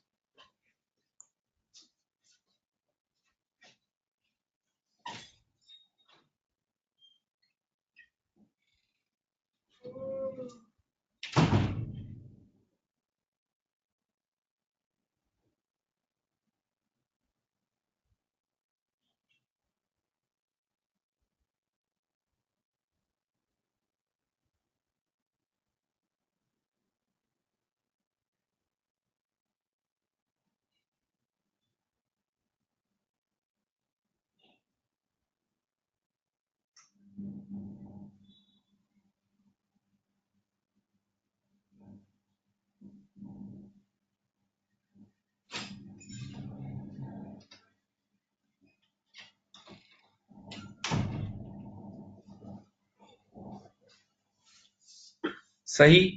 अब मैं आपके सामने एक एसओएफपी बना के पेश करता हूँ, एक एसओएफपी बना के पूरी, ताकि एक बार, वैसे अब जो नया फॉर्मेट है ना एसबीआर का, उसमें एसओएफपी बनाने वैसे नहीं आएगी, लेकिन स्टिल आपको पूरा प्रोसीजर आना चाहिए ताकि पूरा निजाम एक बार याद आ जाए, ठीक है। तो मैं कुछ सवाल पूरे एसओएफपी के भी कराऊंगा। अब यहाँ देखें, बेटा अब मैंने गुडविल निकाल दी, कंसोलिडेटेड रिजर्व निकाल दिया, एनसीए निकाल दिया। अब फाइनली मुझे एलिमिनेशन करना होता है और एसओएफपी बनानी होती है। एलिमिनेशन याद है, पेरेंट कंपनी के एसेट साइड पे जो भी इन्वेस्टमेंट है वो कट हो जाएगी। पेरेंट कंपनी के एसेट साइड पे जो भी इन्वेस्टमेंट है वो क्या हो जाएगी, कट हो जाएगी। और एस कंपनी का इक्विटी का पैकेट, पेरेंट कंपनी के एसेट साइड पे जो भी इन्वेस्टमेंट है वो कटेगी और एस कंपनी का इक्विटी का पैकेट। देखो मैं आपके सामने एक बार कैंसिलेशन भी करके देता हूँ, चलो जाओ। यहाँ देखिए, ये इन्वेस्टमेंट पूरी कट जाएगी, ये देखो इन्वेस्टमेंट कटी, और ये एस कंपनी की पूरी इक्विटी भी कट गई, खत्म। ये अब कहीं नहीं आएगी, ये कट गई। यहाँ ये एडिंग टुगेदर में नहीं आएगी। अब आखिरी आवाज जो हम लगाते हैं वो क्या है, कंसोलिडेशन मींस एडिंग टुगेदर। आप सवाल की तस्वीर अब खींचना है तो फिर खींच लो भाई, क्योंकि अब मैं नीचे जाके बैलेंस शीट बनाऊंगा। Consolidation means adding together. Okay चलो अब चलें जी, स्टार्ट करते हैं, बिस्मिल्लाह। अब मैं आपके सामने एडिंग टुगेदर करता हूँ। सर के बालों से लेके पाँव के नाखूनों तक एडिंग टुगेदर होगी। सर के बालों से लेके पाँव के नाखूनों तक एडिंग टुगेदर होगी। सबसे पहला एसेट जो एडिंग टुगेदर होगा वो पीपीई है। देखो पेरेंट कंपनी का प्रॉपर्टी प्लांट एंड इक्विपमेंट है 640, चेक कर लो, पेरेंट कंपनी का है 640 और एस कंपनी का बेटा कितना है, देखो एस कंपनी का है 340, याद है, इसका था 340 640 और इसका है 340। और एक 38 रुपए की फेयर वैल्यू एडजस्टमेंट थी, अगर आपको याद हो, एक 38 रुपए की 38 रुपीज की फेयर वैल्यू एडजस्टमेंट थी, अगर आपको याद हो। ओके तो 640 प्लस 340 प्लस 38 करो भाई, 640 प्लस 340 प्लस 38, 1018 सही है। अच्छा बेटा इन्वेस्टमेंट तो सारी कट गई हैं, इन्वेस्टमेंट तो आपस के आपने काट दी थी, याद है ना। अच्छा गुडविल कितनी थी एक एसेट, और 170 का था गुडविल, कितने का था 170 का था। 1018 प्लस 170 करो, ये आ गया 1188। ओके अब करंट एसेट देखें, करंट एसेट देखें, पेरेंट कंपनी के करंट एसेट थे अल्लाह खुश रखे 160 के, और उनके कितने के थे 70 के थे। पेरेंट कंपनी के करंट एसेट थे 160 के और उनके 70 रुपए के थे। एक मिनट देखते रहे हाँ। फिर 10 रुपए का एक कॉम्पनसेशन रिसीवेबल था और एक चीज हम भूल गए थे, यूआरपी अनरियलाइज प्रॉफिट, याद है, S to P sale inventory है, inventory S to P sale of inventory, तो यूआरपी यहाँ इन्वेंट्री में से भी निकालते हैं, यूआरपी इन्वेंट्री में से भी निकालते हैं, याद रखो, ओरिजिनल लेक्चर भूलना नहीं। चलो करो, 160 प्लस 80 होता है 240, 238 हो जाएगा। ठीक है जी, एडजस्ट करें इसे,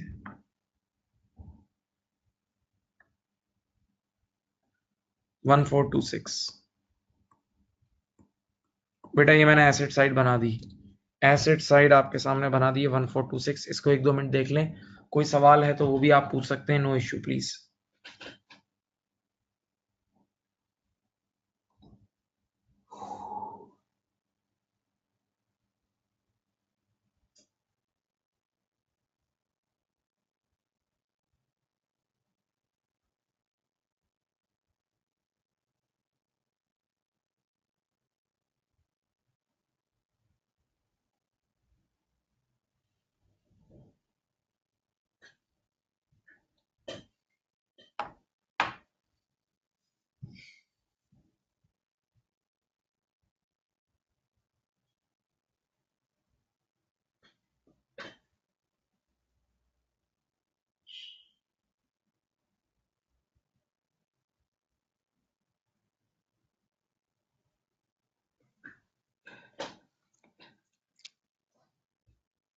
अब इक्विटीज एंड लाइबिलिटीज में आएगा शेयर कैपिटल, क्या आएगा शेयर कैपिटल, लेकिन सिर्फ पेरेंट का आता है, एस कंपनी का तो कटा गया, याद है। इक्विटीज एंड लाइबिलिटीज में शेयर कैपिटल सिर्फ पेरेंट का आएगा। पेरेंट का शेयर कैपिटल याद है, एडजस्ट होने के बाद था 375। पेरेंट कंपनी का शेयर कैपिटल याद है, 75 रुपए की एंट्री एडजस्ट की थी, 75 75। फिर शेयर प्रीमियम भी हमने कुछ जिंदा किया था पेरेंट कंपनी का 150 रुपए का, ठीक। फिर रिटेन अर्निंग कभी भी बैलेंस शीट से नहीं उठाना, रिटेन्ड अर्निंग को कभी भी बैलेंस शीट से नहीं उठाना, उसके लिए हमने सीआर की वर्किंग की है, कंसोलिडेटेड रिजर्व की वर्किंग की है, और वो की थी 291, सही है। बेटा एक और चीज अभी हमने निकाल दी एनसीआई, यानी जो बाहर वाले मालिक थे ना, ओनर्स, और वो आया था 124। ठीक है, ये देख लें, ये सारी चीजें आपके सामने, ये सारी चीजें आपके सामने। चलो ऐड भी करता हूँ इन सबको।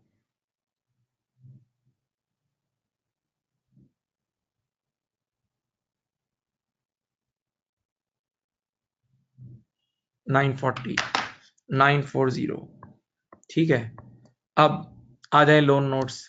पेरेंट कंपनी के मेरे ख्याल से लोन नोट्स कितने के हैं, 120 के हैं और उनके 20 रुपए के हैं। एक तरफ 120 के हैं और एक तरफ 20 रुपए के हैं। ठीक है, एक तरफ 120 और एक तरफ 20 रुपए के, तो 140 आएगा, 140 आ जाएगा। सही, ओके। उसके बाद आ जाए करंट लाइबिलिटीज। करंट लाइबिलिटीज सुने, पेरेंट कंपनी की करंट लाइबिलिटीज हैं 200 की और उसकी 80 की है। इसकी 200 की है और उसकी 80 की है। और एक मिनट, एक बात बोल रहा हूं, याद करो एक चीज पड़ी थी, डेफर्ड कंसिडरेशन। डेफर्ड डेफर्ड भूल गए ऊपर, 66, 60 + 6, 66 याद है, जो ईयर एंड के एक दिन बाद पे करनी थी, जो ईयर एंड के एक दिन बाद पे करनी थी, हमारी करंट लाइबिलिटी होगी ना, तो वो एडजस्ट कर लो यहाँ। चलो, ये हो जाएगा 300, कितना आ रहा है वो, 1426। लो भाई, बैलेंस शीट बैलेंस 1426।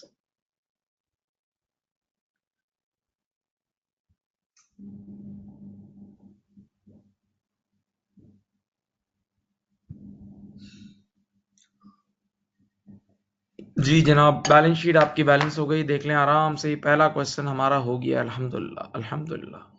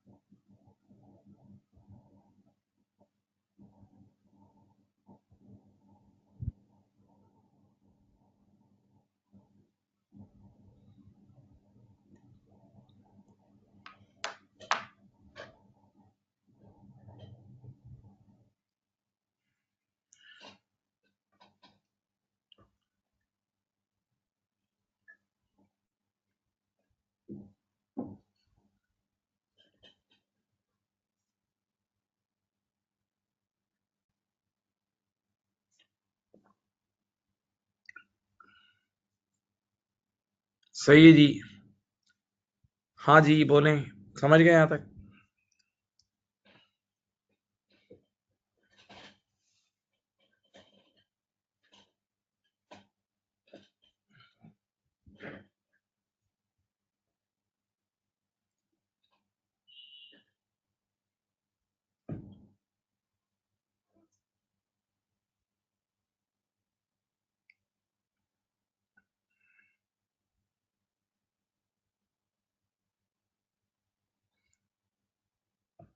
चलो, अब ये तो F7 लेवल का एक सवाल था और डेफिनेटली ज़रूरत भी थी इसकी।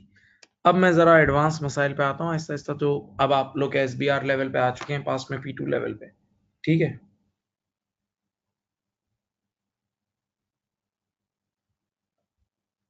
अब सुनिए जी, बड़ा अच्छा मसला ही है। बेटा आप सब ने मेरे साथ मिलके IS 12 पढ़ा था, अगर आप लोगों को याद हो। IS 12 मैंने आप लोगों को पढ़ाया था, और फिर IS 12 में प्रॉपर्टी प्लांट एंड इक्विपमेंट का डेफर टैक्स का इशू पढ़ाया था, रिवैल्यूएशन का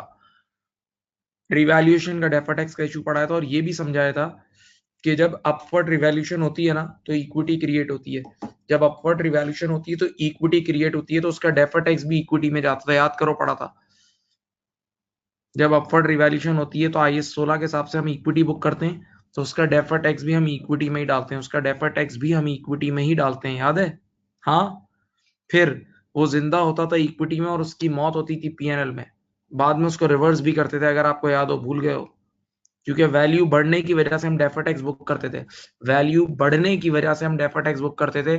तो अगर किसी वजह से वैल्यू फ्यूचर में कम हो जाए तो डेफर टैक्स को रिवर्स भी तो करते थे। ये सब तुमने IS 12 में पढ़ा था। लास्ट 7-8 क्लासेस के अंदर ही आपने ये पढ़ा है।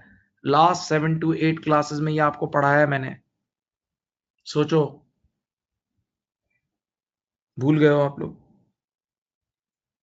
चलो मैं फिर से पूरा समझाऊंगा, देखते हैं, करते हैं हम लोग। बिस्मिल्लाह, स्टार्ट। हाँ, अब क्या है, ये देखो, एक सवाल, एक अभी ये सैंपल है, ये एक सैंपल ट्रेनिंग है, पहले असल चीज तक जाने से पहले ये ट्रेनिंग दे रहा हूं।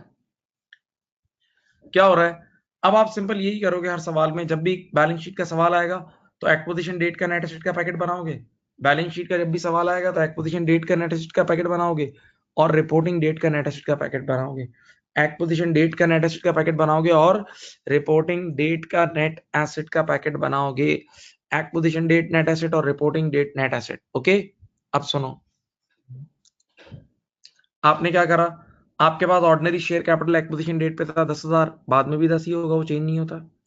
यहाँ रिटेन अर्निंग थी 10 और बाद में हो गई 30 की, रूटीन से बातें हैं, कोई बड़ी बात नहीं है, ठीक है। अब बिस्मिल्लाह रहमान रहीम, शुरू। हाँ बिल्कुल जान। नाउ लेट अस से एक एस कंपनी का प्लांट था, उसकी कैरिंग वैल्यू थी एक्विजिशन डेट पे 1000, एक्विजिशन डेट पर उसकी कैरिंग वैल्यू थी 1000, जबकि फेयर वैल्यू थी 3000। तो सीधी सी बात है, 1000 रुपए से 3000 रुपए लाने के लिए 2000 से अपवर्ड फेयर वैल्यू एडजस्टमेंट होगी। तो जब 2000 की अपवर्ड फेयर वैल्यू एडजस्टमेंट होगी तो यहाँ देखो 2000 रुपए आ जाएगा, समझ गए? 2000 की अपवर्ड फेयर वैल्यू एडजस्टमेंट होगी तो यहाँ 2000 आ जाएगा।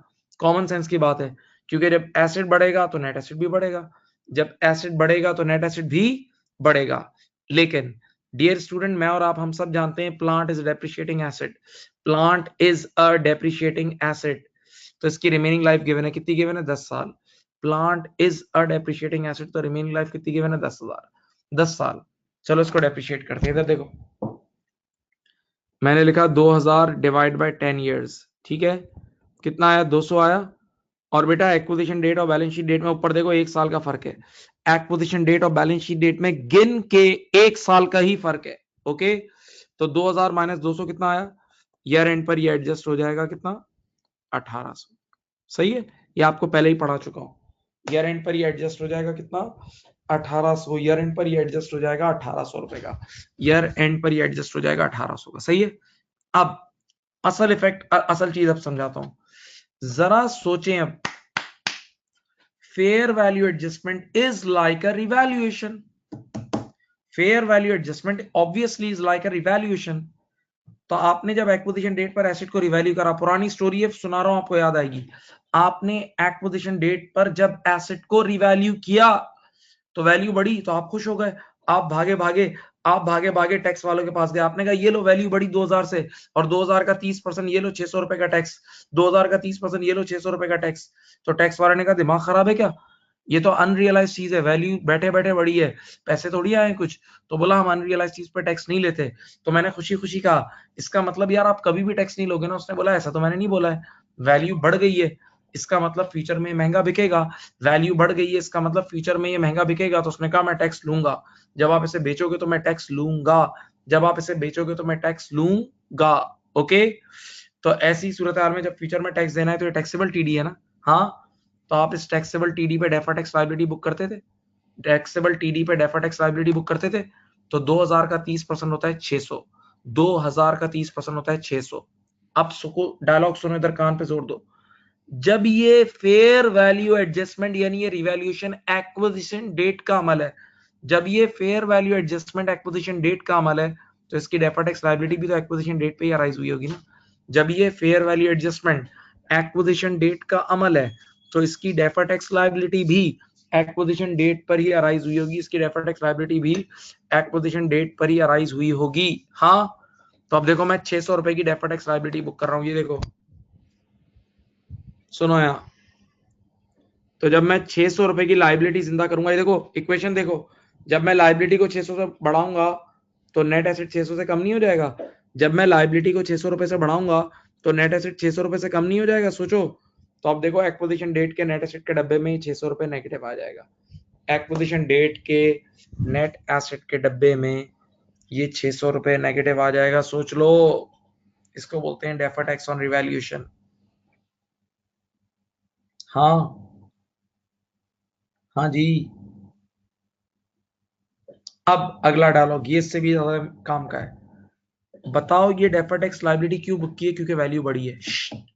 डेफर्ड टैक्स लायबिलिटी इसलिए बढ़ी है क्योंकि वैल्यू बढ़ी है। हाँ, तो अगर किसी वजह से वैल्यू गिरना शुरू हो जाए तो इस डेफर्ड टैक्स लायबिलिटी को कम भी तो करेंगे, रिवर्स भी तो करेंगे। ये वैल्यू इस वजह, ये डेफर्ड टैक्स इस वजह से बुक किया है, ये डेफर्ड टैक्स लायबिलिटी इस वजह से बुक की है क्योंकि वैल्यू बढ़ी है, ये डेफर्ड टैक्स लायबिलिटी इस वजह से बुक की है क्योंकि वैल्यू बढ़ी है। तो अगर किसी वजह से वैल्यू गिरना शुरू हो जाए तो इस डेफर्ड टैक्स लायबिलिटी को रिवर्स भी तो करते थे, याद है। और हाँ, फ्यूचर में एक वजह से इसकी वैल्यू गिरेगी और वो है डेप्रिसिएशन। वो क्या है? डेप्रिसिएशन। हाँ, और अब आप मुझे बताओ इस बार लाइफ कितनी है डेप्रिसिएशन की? 10 साल। 10 साल है। 10 साल बोल दो या 10% बोल दो, एक ही बात है। 10 साल बोल दो या 10% बोल दो, एक ही बात है। तो बताओ 600 की लाइबिलिटी जब 10% से एक साल में कम हो जाएगी, जब एसेट की वैल्यू एक साल में 10% से कम हुई है, जब एसेट की वैल्यू एक साल में 10% से कम हुई है तो ये लाइबिलिटी भी एक साल में 10% कम हो जाएगी। तो 600 का 10% हटा दो तो ईयर एंड पर ये देखो, इधर देखो, ईयर एंड पर ये रह जाएगी डीटीएल, जो रह जाएगी ना वो रह जाएगी 540। नहीं समझे? ईयर एंड पर ये डीटीएल रह जाएगी 540, ये चीज आनी चाहिए आपको। ईयर एंड पर ये डीटीएल रह जाएगी 540। अब इन दोनों का जो डिफरेंस है ना वो खुद ब खुद पोस्ट रिटेन अर्निंग में आ जाएगा। इन दोनों का डिफरेंस जो है वो खुद ब खुद पोस्ट रिटेन अर्निंग में आ जाएगा।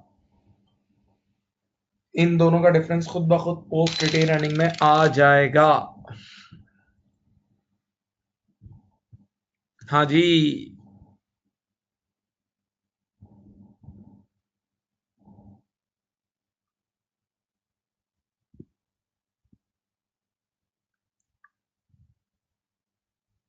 समझ गए तो बता दो, समझ गए तो बता दो, समझ गए तो बता दो। इस तरह की चीज मैंने पढ़ाई थी तुम्हें जब IAS 12 पढ़ा रहा था, पक्की बात है मैंने पढ़ाई है, मुझे याद है। अब मेरे नोट्स भी चेक कर लेना अगर देखने हो।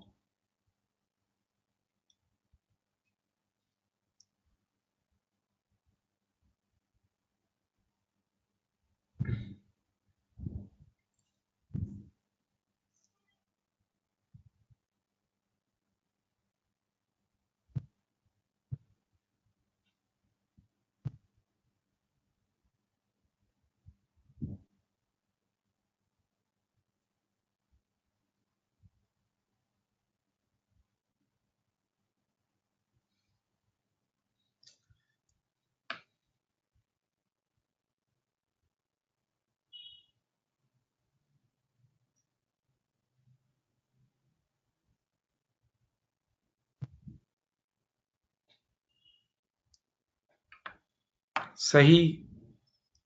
हाँ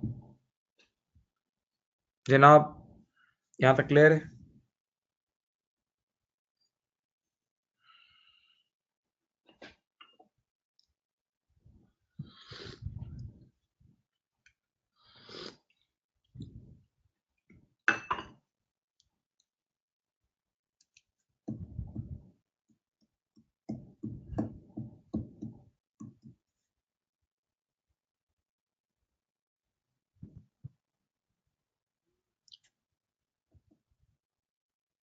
अब चलो जी, मैं अब जरा सा आगे मूव करता हूँ थोड़ा सा।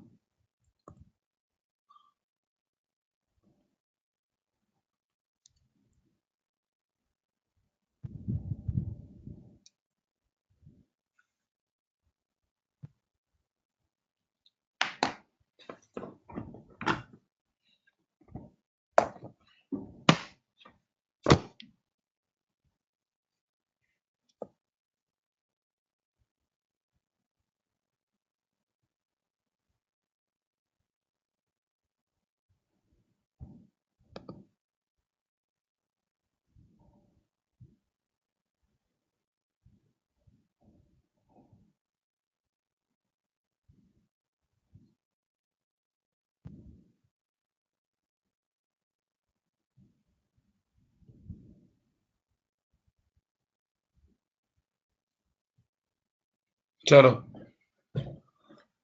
अब क्या है,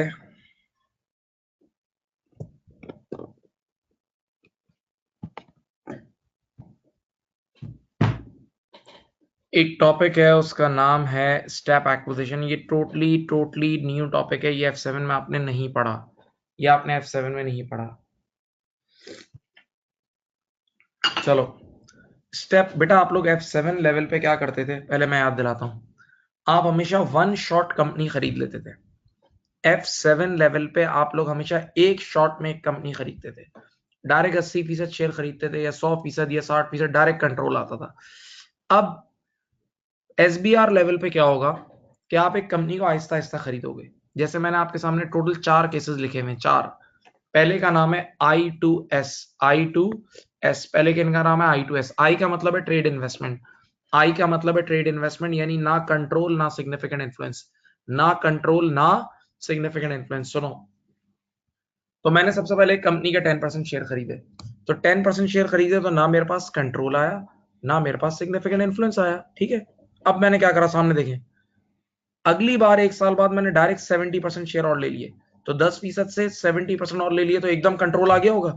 जो दूसरी बार मैंने शेयर खरीदे होंगे तो कंट्रोल आ गया होगा। तो बेटा ये भी केस नंबर 1 में भी आपका स्टेटस चेंज होगा। केस नंबर 1 पहले पॉइंट में आपका स्टेटस चेंज होगा। जब आप 10 से 80 पे जाओगे तो आप 50% का बॉर्डर क्रॉस करोगे तो आपके पास कंट्रोल आ जाएगा, नहीं आपका स्टेटस चेंज हो जाएगा। Okay, second case A2S। ए का मतलब पहले आपने एक कंपनी के 30% शेयर लिए, आपने एक कंपनी के 30% शेयर लिए, तो सिर्फ आपके पास क्या आया, सिग्निफिकेंट इन्फ्लुएंस। सही है। लेकिन अगली बार आपने उसके 50% शेयर लिए, तो पहले 30 थे, अब 50 लिए, तो अब एकदम आपने बॉर्डर क्रॉस कर दिया, तो अब आपके पास ये कंपनी आपके कंट्रोल में आ गई। तो वंस अगेन इस बार आपका स्टेटस चेंज हुआ है, वंस अगेन इस बार आपका स्टेटस चेंज हुआ है। सही है। तीसरा केस, आपके पास एक कंपनी के सिर्फ 10% शेयर्स थे, आपने एक कंपनी के सिर्फ 10% शेयर लिए, तो 10% का मतलब ना आपके पास कंट्रोल था, ना आपके पास सिग्निफिकेंट इन्फ्लुएंस था, ना कंट्रोल था, ना क्या था, सिग्निफिकेंट इन्फ्लुएंस था, ना कंट्रोल था, ना सिग्निफिकेंट इन्फ्लुएंस था। सही है। अब आपने उस कंपनी के 20% शेयर और लिए। अब आपने उस कंपनी के कितने लिए, 20% शेयर और लिए। तो पहले वो सिर्फ आपकी एक ट्रेड इन्वेस्टमेंट थी, पहले वो सिर्फ आपकी एक ट्रेड इन्वेस्टमेंट थी, अब वो कंपनी आपकी एसोसिएट बन गई, ने आपका सिग्निफिकेंट इन्फ्लुएंस आ गया, अगेन स्टेटस चेंज हुआ। तो पहले जो 3 केसेस मैंने हाईलाइट किए हुए डब्बे में डाले हुए, उन तीनों केसेस में यकीन जाने आपकी औकात बदल रही है, आपकी औकात बदल रही है। इस वर्ड के एक मीनिंग है, बताऊंगा अभी, ठीक है। लेकिन जरा चौथा केस देखें, जरा जनाबे वाला चौथा केस मुलायजा कीजिए। आपके पास एक कंपनी के 60% शेयर्स थे और आपने उस कंपनी के 20% शेयर और लिए। रिपीट, चौथा केस देखें वो अलग है। आपने एक कंपनी के ऑलरेडी आपके पास 60% शेयर्स थे, 60% का मतलब ऑलरेडी वो आपके कंट्रोल में थी, 60% का मतलब ऑलरेडी वो आपके कंट्रोल में थी। अब आपने 20% शेयर और लिए, तो अब 80 हो गए। तो पहले भी कंट्रोल था, अब भी कंट्रोल है, no change in status, status अभी तक चेंज नहीं हुआ, वही है। तो ये चौथा केस इज टोटली डिफरेंट, ये अलग से हम करेंगे, टोटली डिफरेंट है। पहले 3 केसेस बिल्कुल डिफरेंट है, पहले 3 केसेस बिल्कुल डिफरेंट है। अब सुनिए, बहुत गौर से सुनना। आप देखो, मैंने एक थ्योरी लिखी हुई है, फिर मैं समझाता हूं।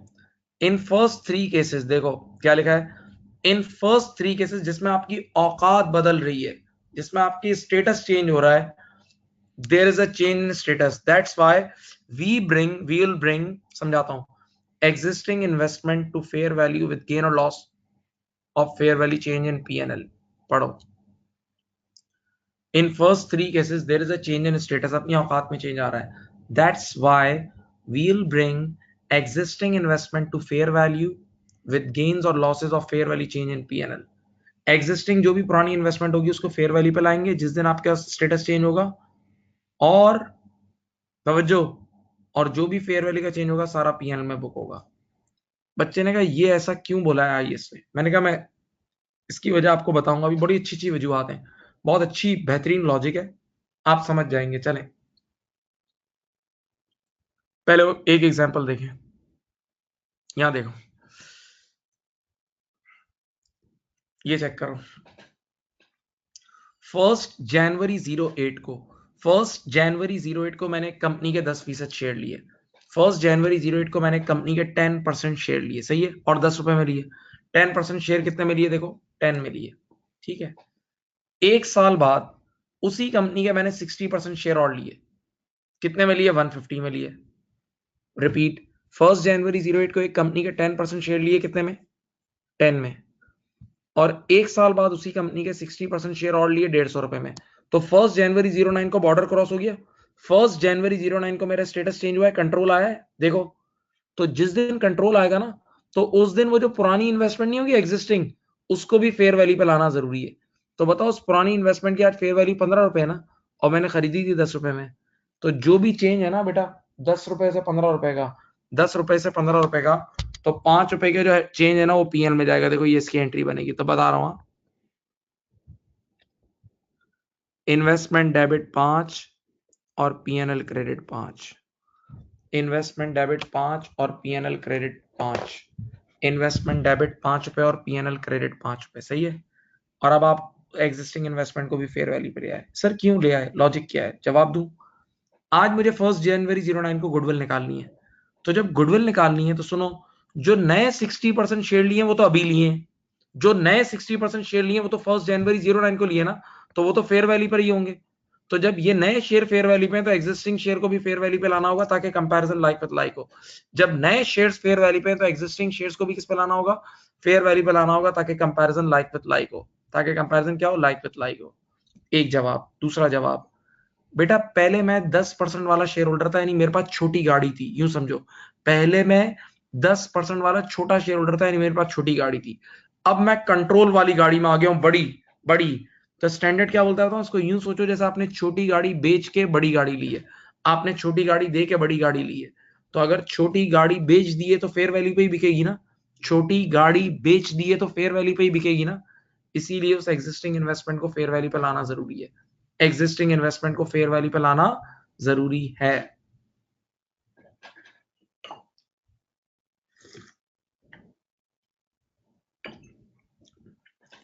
एक और लॉजिक भी देता हूं, शायद ये समझ जाओ आप लोग। यहां देखो, आप यूं सोचें आपने अपनी छोटी गाड़ी देकर डायरेक्ट बड़ी गाड़ी खरीदी, तो आपका स्टेटस चेंज हुआ। तो आप ये जो एग्जिस्टिंग इन्वेस्टमेंट थी ना, वो 1 जनवरी 09 को आपने बेच के दोबारा खरीदी, बस यूं समझ लो, बेच के दोबारा बायबैक की, बेच के दोबारा बायबैक की। अब चलो एंट्रीज बना के समझाता हूं, देखना मेरा दावा ये नेट इफेक्ट यही आएगा, नेट इफेक्ट यही आएगा, नेट इफेक्ट यही आएगा। देखना सामने देखें, इधर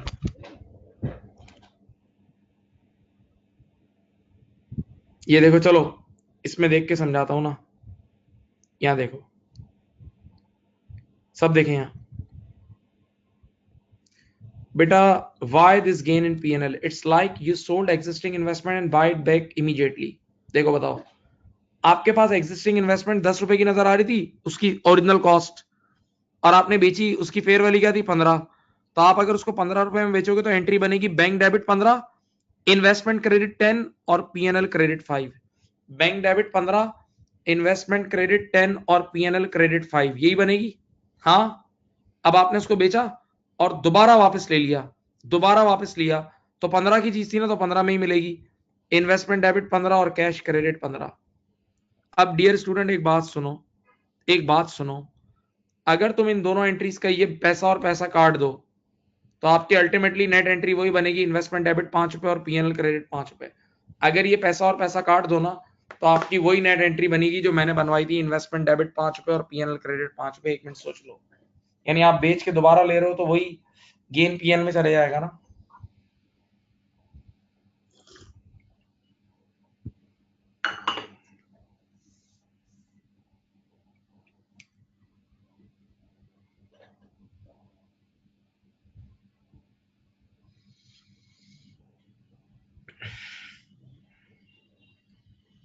हाँ,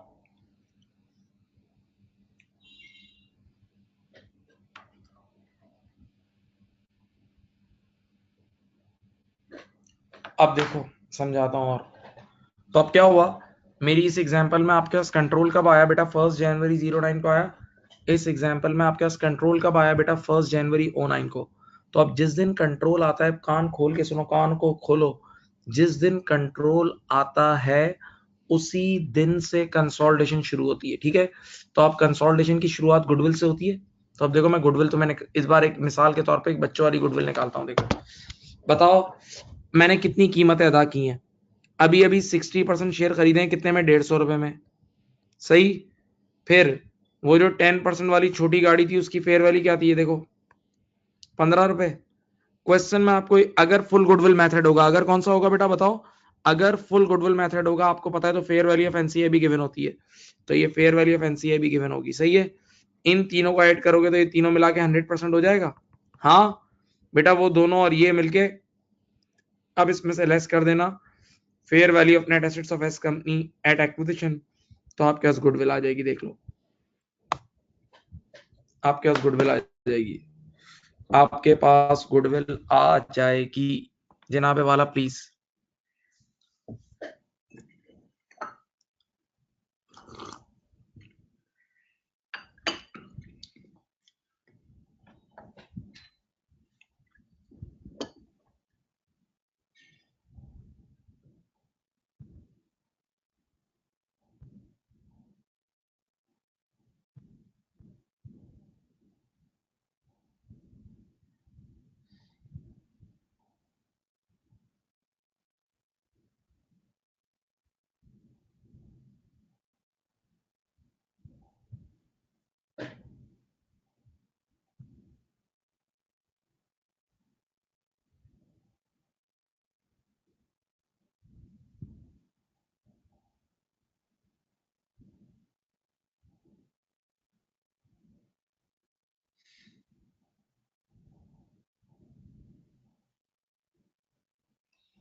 अब बात समझ गए बेटा? तो बेटा इन शॉर्ट एक बात बता दूं, जो पहले 3 केसेस थे, अभी मैं सिर्फ पहले 3 केसेस की बात कर रहा हूं, इन पहले 3 केसेस में स्टेटस चेंज हो रहा है, और जब भी स्टेटस चेंज होगा तो छोटी गाड़ी को फेयर वैल्यू पे लाना जरूरी है। जो एग्जिस्टिंग इन्वेस्टमेंट है उसको फेयर वैल्यू पे लाना होगा जिस दिन स्टेटस चेंज हो रहा होगा, और जो भी चेंज होगा वो बेटा पीएनएल में जाएगा, जो भी चेंज हो रहा होगा वो पीएनएल में जाएगा, दैट्स फॉर श्योर। ठीक है, अब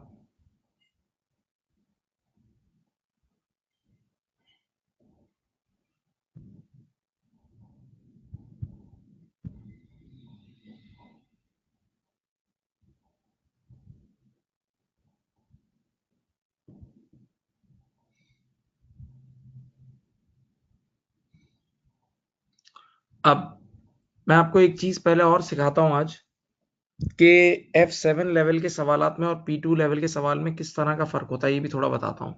थोड़ी देर में सीख जाओगे, मुश्किल नहीं है बेटा, आराम से सीखोगे।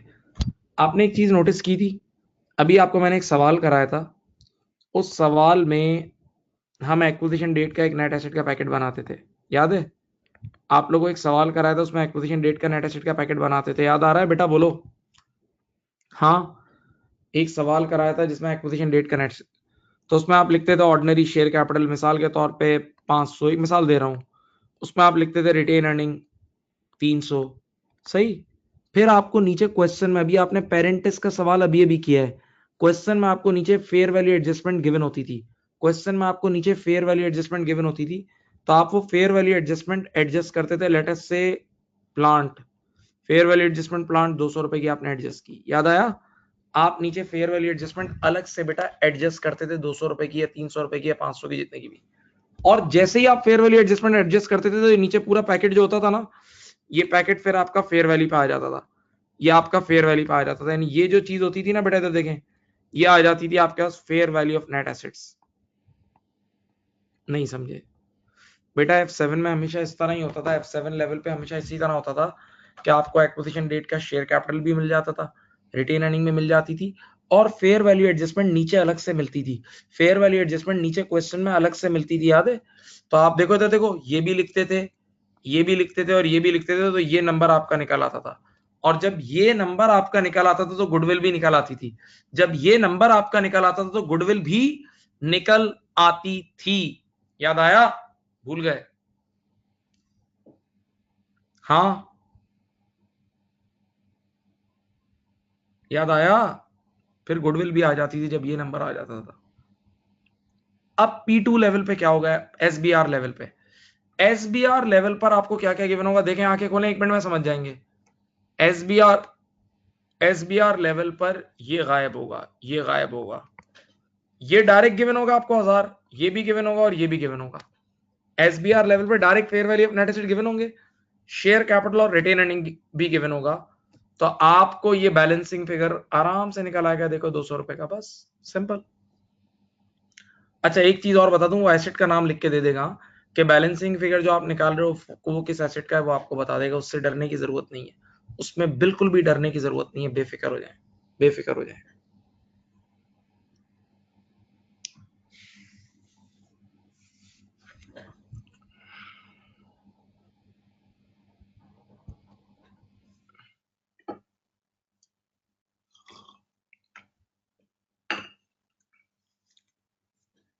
सही, हाँ जी,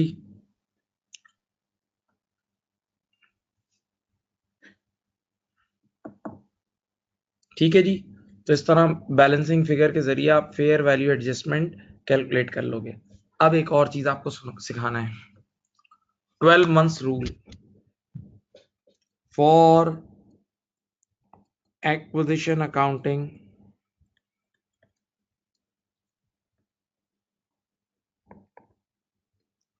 टोटल 12 मंथ्स अवेलेबल।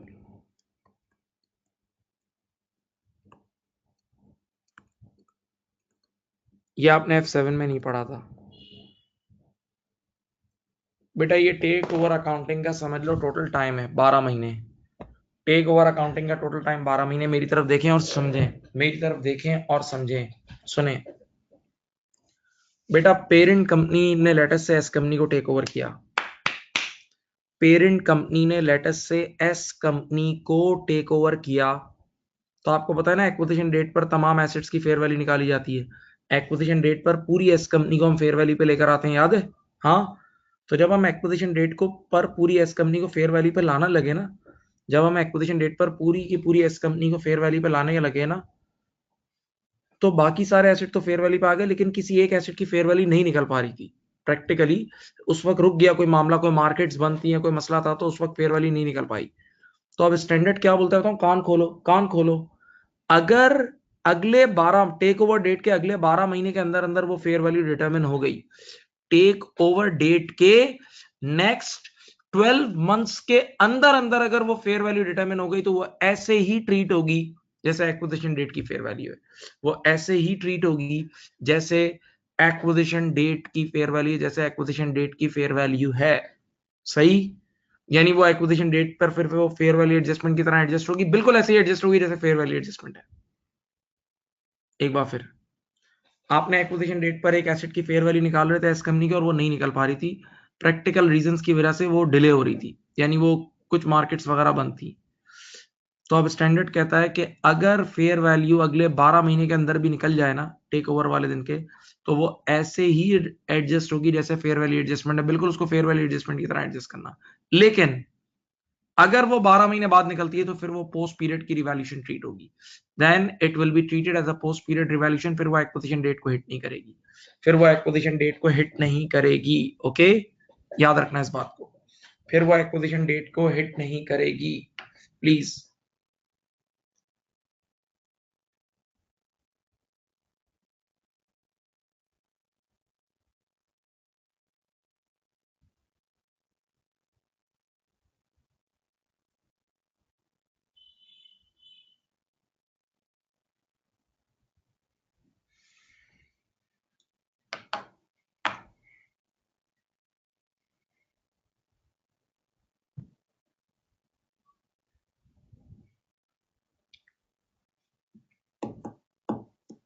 ठीक है जी, हाँ।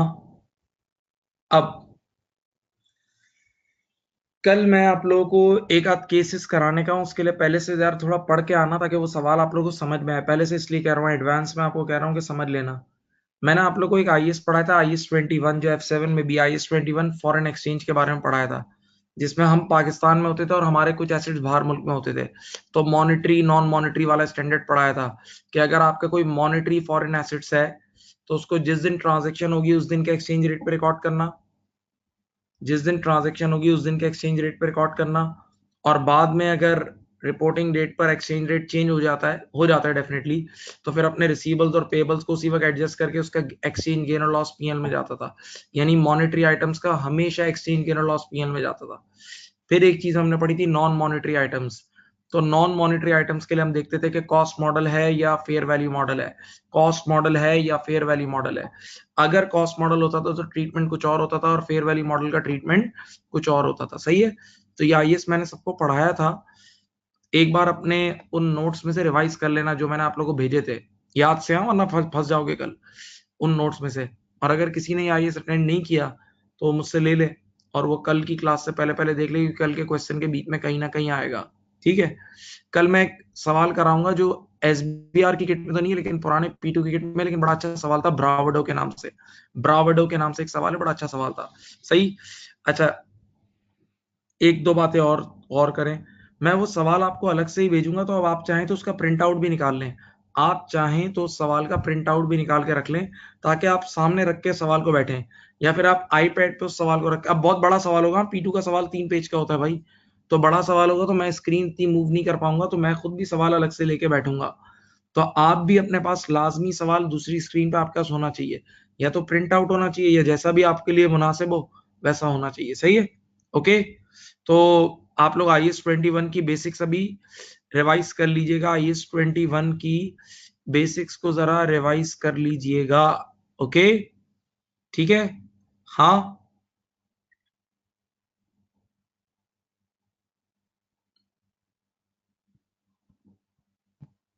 चलो फिर आज के लिए इतना ही रख रहे हैं, इंशाअल्लाह अल अजीज कल हमारी मुलाकात होगी, कल हम आगे बढ़ते हैं इसको लेके, कल इंशाल्लाह हम करेंगे ब्रावडो का सवाल, मैं आपको भेज देता हूँ ये सवाल अभी थोड़ी देर में, अपना ख्याल रखिएगा, और प्लीज अब अपनी एसबीआर की बुक भी रीड करें, सुने, स्टेप एक्विजिशन और डिस्पोजल जो अब मैं पढ़ाऊंगा ना, बुक में भी उसकी छोटी छोटी कटिंग्स है, वो सब करें भाई, आप लोग का टाइम है यार, ऑनलाइन में आपका टाइम बच रहा है यार, आप लोग अभी पढ़ो, रात को जागो यार, पढ़ो अभी बैठ के, सही है, बहुत कम दिन रह गए यार, अब कितने 20-21 अक्टूबर के करीब आ गया है। Thank you.